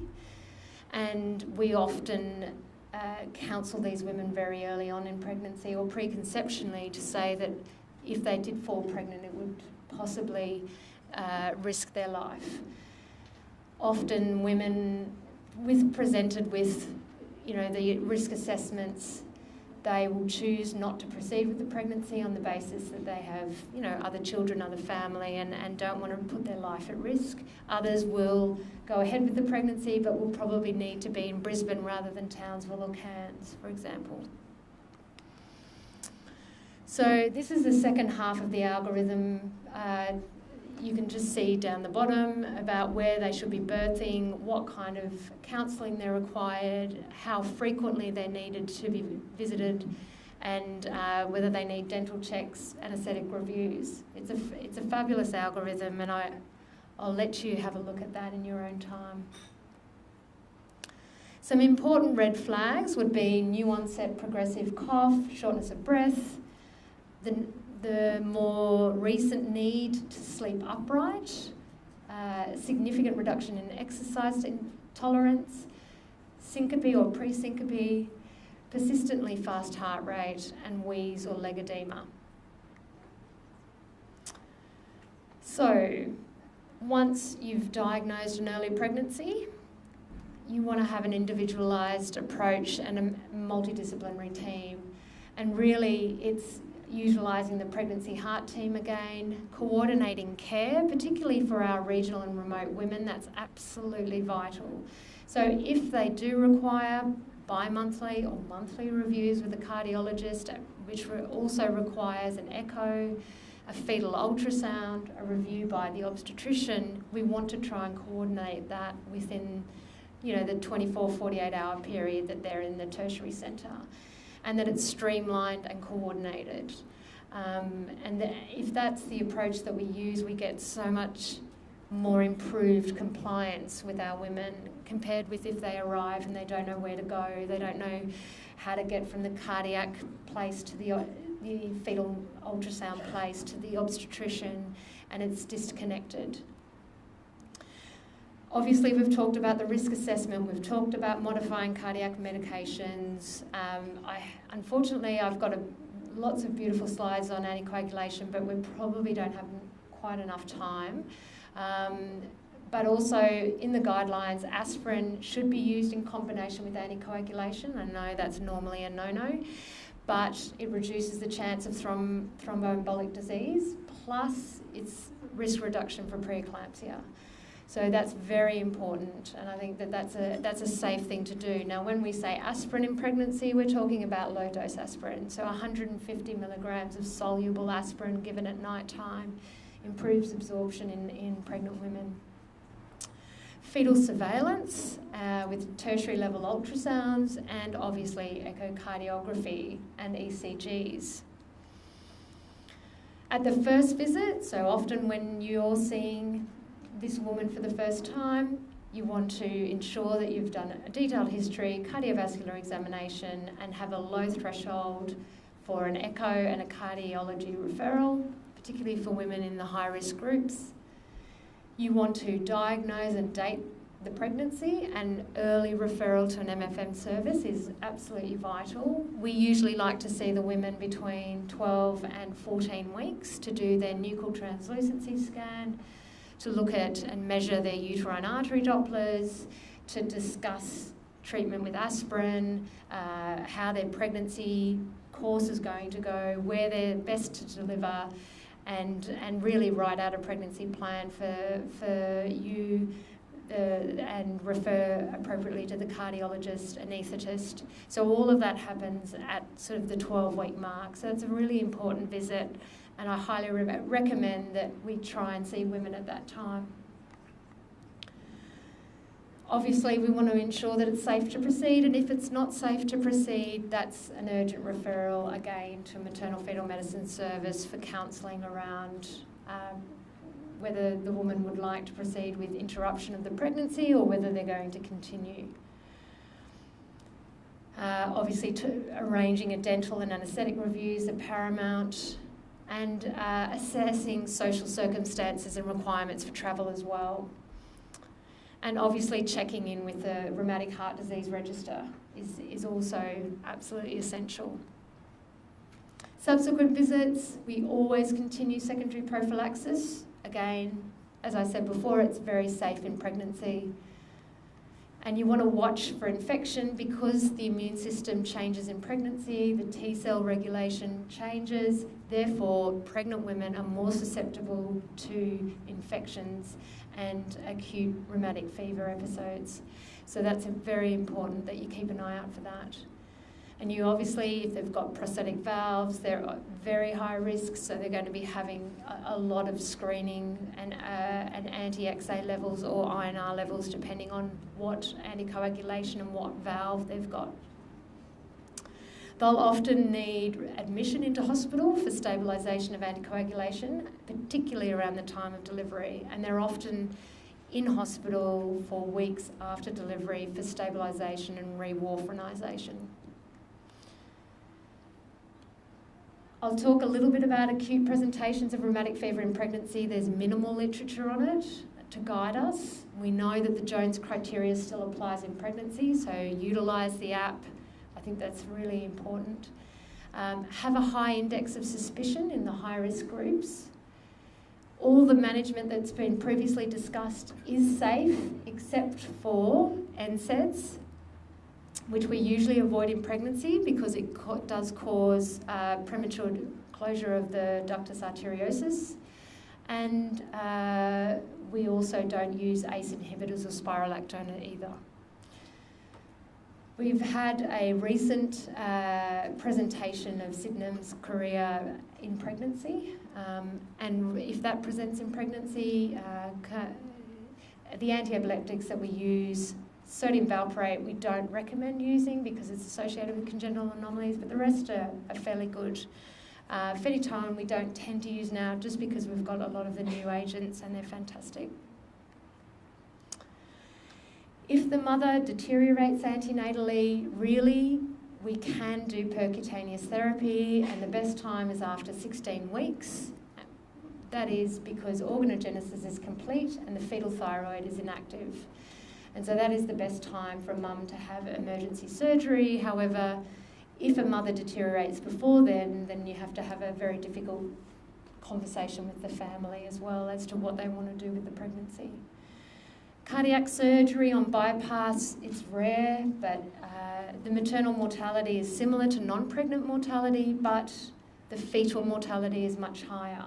However, the focus always is the life of the mother over the life of the fetus, so you will always, do the cardiac surgery for the sake of the mother, not the fetus. The indication is for failed medical therapy or intervention procedures and life is at risk. And the best time to do cardiac surgery is between 13 and 28 weeks. If you're past 26 weeks, we would seriously consider delivery. So we would give betamethasone for lung maturity, and we would look at doing a caesarean around the same time as the cardiac surgery if required. I've put this in as a little reminder that we've just talked about what's a normal pregnancy physiology and obviously what the changes in rheumatic heart disease, but if you add preeclampsia into that, it can make a heart failure situation life-threatening. And this is because preeclampsia increases the afterload. So it's a hypertensive reaction, proteinuria, leaky capillaries, acute tubular necrosis, cerebral edema. And if you've got rheumatic heart disease and you've already got cardiac lesions, this is an absolute nightmare. So you've always got to have a high index suspicion and surveillance for preeclampsia.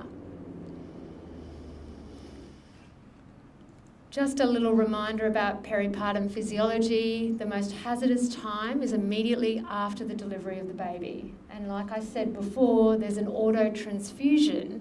As the baby's delivering, the uterus lifts up off the caval vessels and there is a rush of blood back to the heart. In addition, the uterus is contracting down, expelling the placenta, and there is more blood that's coming out of the uterus back into the maternal bloodstream. And so the cardiac output spikes within the first 10 minutes of birth, and then it adapts. But it's really important. That's when you're going to have a problem with rheumatic heart disease, particularly in women that are undiagnosed. In terms of management of peripartum, ideally, if the woman has had an unremarkable pregnancy and has been asymptomatic from a cardiac perspective, timing of delivery should be at 40 weeks because you're balancing the risk of needing a caesarean unnecessarily for a failed induction, and you're also balancing the risks of stillbirth. You want to manage the third stage very aggressively. You don't want women bleeding unnecessarily with cardiovascular disease. And you also want to ensure that they are cardiac monitored for 48 hours because of the chances of cardiac or heart failure and the need for furosemide and diuretics, and monitoring the urine output is absolutely paramount in these women. Just a couple of things about labour. We often advocate for a cardiac epidural that reduces the systemic vascular resistance, drops the blood pressure, and means that there's less strain on the heart. There's also, we allow the baby to come right down onto the perineum before we allow mum with cardiac disease to push, and we would only let her push for 30 minutes before we'd help her have a baby. And I talked about the reasons why physiologically. The advantages of vaginal birth are significant, and really caesarean section, particularly elective, would be reserved for women in that level 4 category where their life's at risk. Vaginal birth has less blood loss, lower risk of infection, lower risk of thromboembolic disease. The issues that we have, though, on a labour ward is that we don't have telemetry. And part of making this a safe environment for women with rheumatic heart disease is that you want to know what their pulse oximeter is. And some women, some anaesthetists do like an arterial line, in which then these women have to labour in CCU. And that does cause a lot of anxiety for the CCU staff. In saying that, obviously if a woman fails, it doesn't progress in labour or has a breech presentation or there's an obstetric indication for a caesarean, then of course we go ahead with a caesarean, and that doesn't change if they've got rheumatic heart disease. In terms of postpartum management, the neonatal monitoring is required after maternal beta blockers. We have breastfeeding. We absolutely encourage that, and there is a low risk of bacteremia, even though women do get mastitis, that risk is low. And we always discuss and plan contraception before discharge. And really the most important part is following up these women. Usually we see the really high risk women, the level 3s, the level 4s, every week for the first few months, just to ensure cardiovascularly that they are well, and then we return them back to their GPs. In terms of prophylaxis for infective endocarditis from a obstetric perspective, you consider for the highest risk if they're prosthetic valves, they've had previous infective endocarditis, they're cyanotic, or that they've had CDH repaired with prosthetic material. But in the most recent RDH guidelines, routine prophylaxis is not recommended, but we do utilise antibiotics for local obstetric indications, which we would normally do for any woman. So, take-home messages today: rheumatic heart disease in pregnancy poses significant maternal and neonatal morbidity and mortality. The RDH program offers unique opportunity for outcomes, to improve outcomes for women with rheumatic heart disease that are entering pregnancy. But really, preconceptional discussions and planning really needs to start now. And we need an individualised and coordinated approach in pregnancy is absolutely vital. Thank you very much for your time. Are there any questions?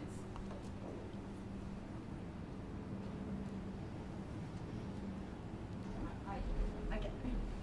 So not related to RHD, but like with patients who develop complications, PE, preeclampsia, or the HELP syndrome, and then you said everything goes back at 24 weeks. Is there any contraindication that, because they see us for contraception, can they still go? Because one lady said, I've had the HELP syndrome in pregnancy, so I can't go on the OCP. Yeah. Yeah. So there is a strong association with placental dysfunction, preeclampsia, and future cardiovascular disease. So a lot of the population data is showing a very strong association. I have to say, to risk reduce for women, the progesterone long-acting reversibles are fabulous, and I think that anyone that might have a cardiovascular risk, I would give them the OCP. Preeclampsia is prothrombotic. They are so intravascularly dry and hemoconcentrated. They're so at risk of clotting. So I would say no. And also that they have a higher incidence of antiphospholipid and all of those, and screening for autoimmune diseases associated with HELP and preeclampsia is really important. Just have the history of B if they still know. No, yeah, absolutely. I'd use the Mirena or the Implanon or the mini pill if they didn't want to be on a something that was invasive. Yeah. And then my last question is list down the list of medications that they Yes. can't take, but that's for RHD. Yes. We don't see many RHDs, but we see more patients, reflux and stuff, and then you look up some medications and you roll Yeah. penicillin category A. But some of the obstetricians said it's okay to still give the B and C, or the B more, if they're really like Yes. PPIs. Yeah, Do absolutely. you have a complete contraindication list for non-HRT but that's still pregnant? Or was that the main list that you can't use? They're the main ones because, ACE inhibitors and the angioreceptor 2 antagonists, they all cause like renal tubular dysplasia in the fetus, and so they can cause renal failure, oligohydramnios, and all kinds of fetal issues. So we really don't like those. A lot of the other medications are teratogenic, so warfarin's got an embryopathy associated with it as well. So a lot of those medications are seriously not just category B, C, they're, category X. So yeah, we definitely don't like those in pregnancy. So if you've got a lady that's preconceptional, send them to an MFM service or to a cardiologist and to discuss pregnancy-related changes in the medications, because we can give you a really good plan as to what needs to be changed. Any other questions? We could all just put our hands together. Thank you.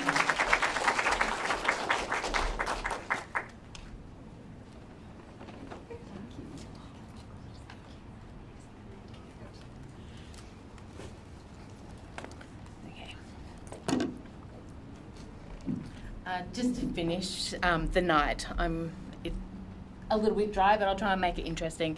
So as Dr. Justo was talking before, and Dr. Wang, that rheumatic heart disease and acute rheumatic fever are notifiable in Queensland.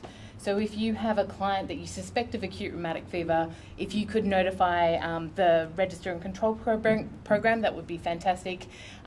So as Dr. Justo was showing on his slides, the notification form, but we know that you're all time poor, so we're happy if you even just contact the register either by phone or email, let us know the patient details, and we're happy to fill out the form for you. So I wanted to discuss the toolkit for you guys for acute rheumatic fever and rheumatic heart disease clients. So I'm just going to invite Diana to talk about the Rheumatic Heart Disease Australia resources. Better put your slide up. Put that one up. Yes. Oh, thank you. Sorry, this got sprung on me a little bit, but what I want to, I will point out, on our website we have quite a few online e-learning programs. Really quite easy to do and quite easy to navigate. Some of you have already tried those, so that's really excellent. Also, don't hesitate to contact us through the website. There's a couple of us who monitor it, so if you want to email us or send us a message, it will get back to you in a couple of days at most. We do have some patient resources also on the website, so if you go to the resources site, you can also see lots of videos. You can download any of those. Most of them we try and make as accessible as possible, so they'll be on YouTube that you can access through the website. If you can't download it or you don't have access to the internet and you know that you would like these videos, let us know. We'll send them to you on a memory stick if that's what it takes. But all our stuff is free and usable. Just let us know what you need. Clinician resources we've spoken about a little bit already. The app we have really easy to use, and it's like a summary of the guidelines on there as well. Champions for Change program, I'll be a bit quick about that. That's in progress at the moment. So we have a cultural advisor who works with us.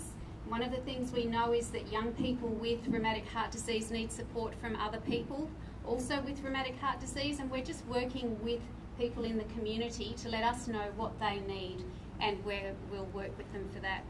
And of course there is the guidelines. Oh, there's the app, except that's an old photo. So on the tables and out on the table out there, you will have seen lanyard cards that are a reminder to look for rheumatic heart disease, rheumatic fever really, to prevent rheumatic heart disease. And there are some bookmarks. I'll put one in my pocket here. I was ready. That also have the QR code to make the app really easy to download as well.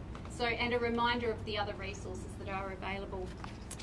The tracker app is another one for patients. Yep, to remind them when their bicillin is due. Yep, works for mostly young teenagers, but also available. There's also an app, Take Heart Do, that is a reminder for bicillin injections as well. I can't think of anything else. Oh, also on the website is a link to all the RHD programs, including the Queensland one. So the Queensland one has a lot of good patient videos as well that are local, so you can have a look at those. Thanks, Kylie. With the treatment tracker app, adults do like it as well. Do they? Yeah. And what we find is that a lot of the clients that we see in Queensland might change their number, but once you download the app, it stays on the phone and you don't need internet to connect it, so it's quite good. And also, the e-learning modules are going to be offline very soon as well, so you can download them and you'll be able to do them without access to the internet. Okay, some of the other tools that you can use in your toolkit, the Communicable Disease Control Queensland website has the guides for how to treat acute rheumatic fever and rheumatic heart disease, and it's got some fact sheets for both clinicians and for the clients. We also have, we've been working with, going the opposite way, we've been working with Health Pathways to develop local pathways for acute rheumatic fever and rheumatic heart disease. So if you don't already know of the health pathways, so there's lots of diseases that it actually, for general practice on how to actually refer and what to do if you've got that case. So in the top bar you can search for the disease or the whatever you're looking for, and so there's a generic login, so username is Brisbane and the password is South, and you can access all those health pathways. So we've also got so the Metro South RHD Action Plan. So we've got the Queensland Action Plan, so 2018 to 2021, but currently Metro South are developing a specific one for children and also one for adults. So that will be looking at health, so the hospital as well as primary health care. So hopefully that will be developed within the next couple of months. And we've got Vivian Bryce, so she's from the PA and she's working on it. And we also have Michelle and Kylie who are looking at the paediatric pathways here today. If you all want to put up your hands. Kylie, thank you. Okay, and the end game strategy, so this it talks about trying to end rheumatic heart disease in Australia by 2031. So they predict for Queensland, so we'll have another 2,730 Aboriginal and Torres Strait Islander children develop these diseases, so acute rheumatic fever and rheumatic heart disease, unless urgent action is taken. So the end game strategy is so what we need to do as a nation as well as a state to end this disease in and stop young children dying from acute rheumatic fever and rheumatic heart disease. So they predict that we'll have 637 people will need heart surgery in Queensland, 148 will die, and 86.8 million will be spent on medical care. And we also think that this is an underestimation by probably a third due to the increase in numbers that we've had since 2018 on the Queensland Register. So what we do, so rheumatic heart disease, Queensland, the program was developed in 2009, and it was first developed as a disparity between the rheumatic heart disease in First Nation peoples and other Queenslanders. So basically we have a register and control program, and we've got clinical nurses. We organise education for health professionals.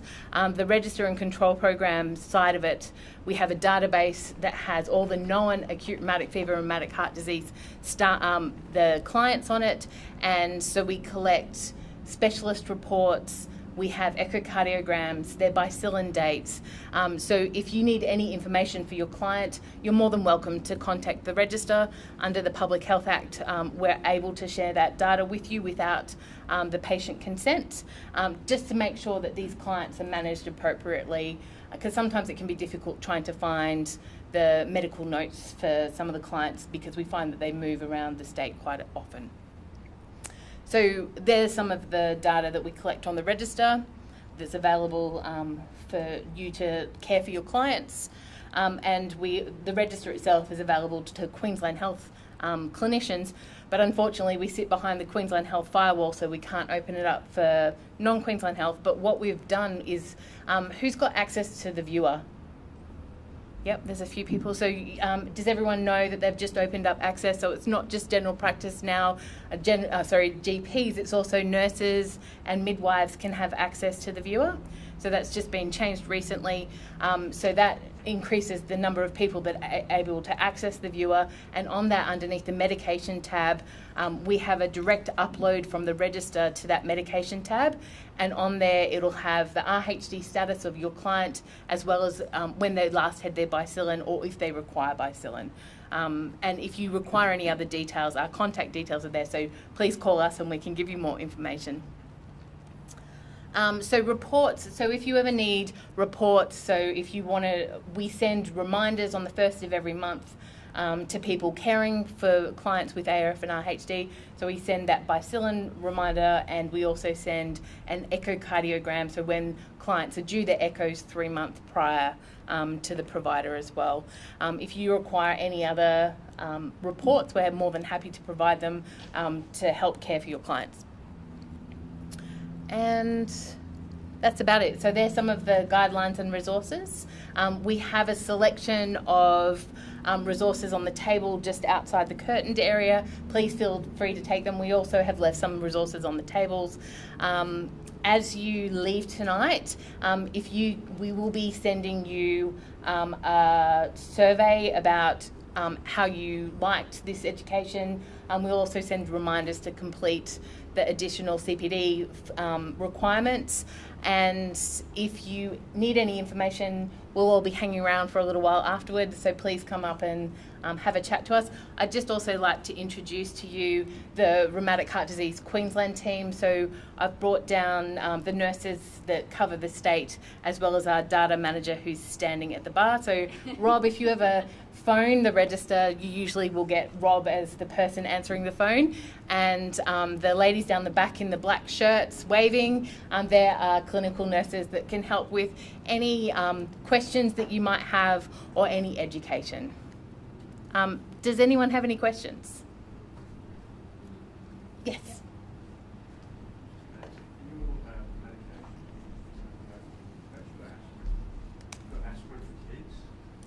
Aspirin? Oh, yes, yes. So we don't normally like to give non-steroidal anti-inflammatories until it's actually officially diagnosed. So if they're presenting with joint pain and you're thinking acute rheumatic fever, it's always best to treat the joint pain with paracetamol until they're actually seen by a specialist. Usually they give non-steroidal anti-inflammatories like Nurofen for the kids.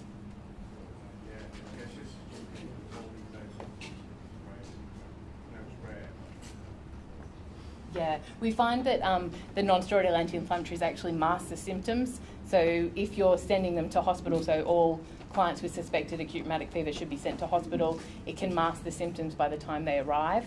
So it's always best just to treat with paracetamol.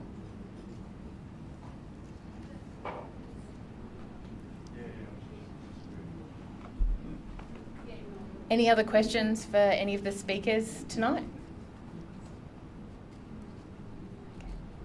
Thanks so much for attending. We really appreciate your time. If you can sign out on your way out.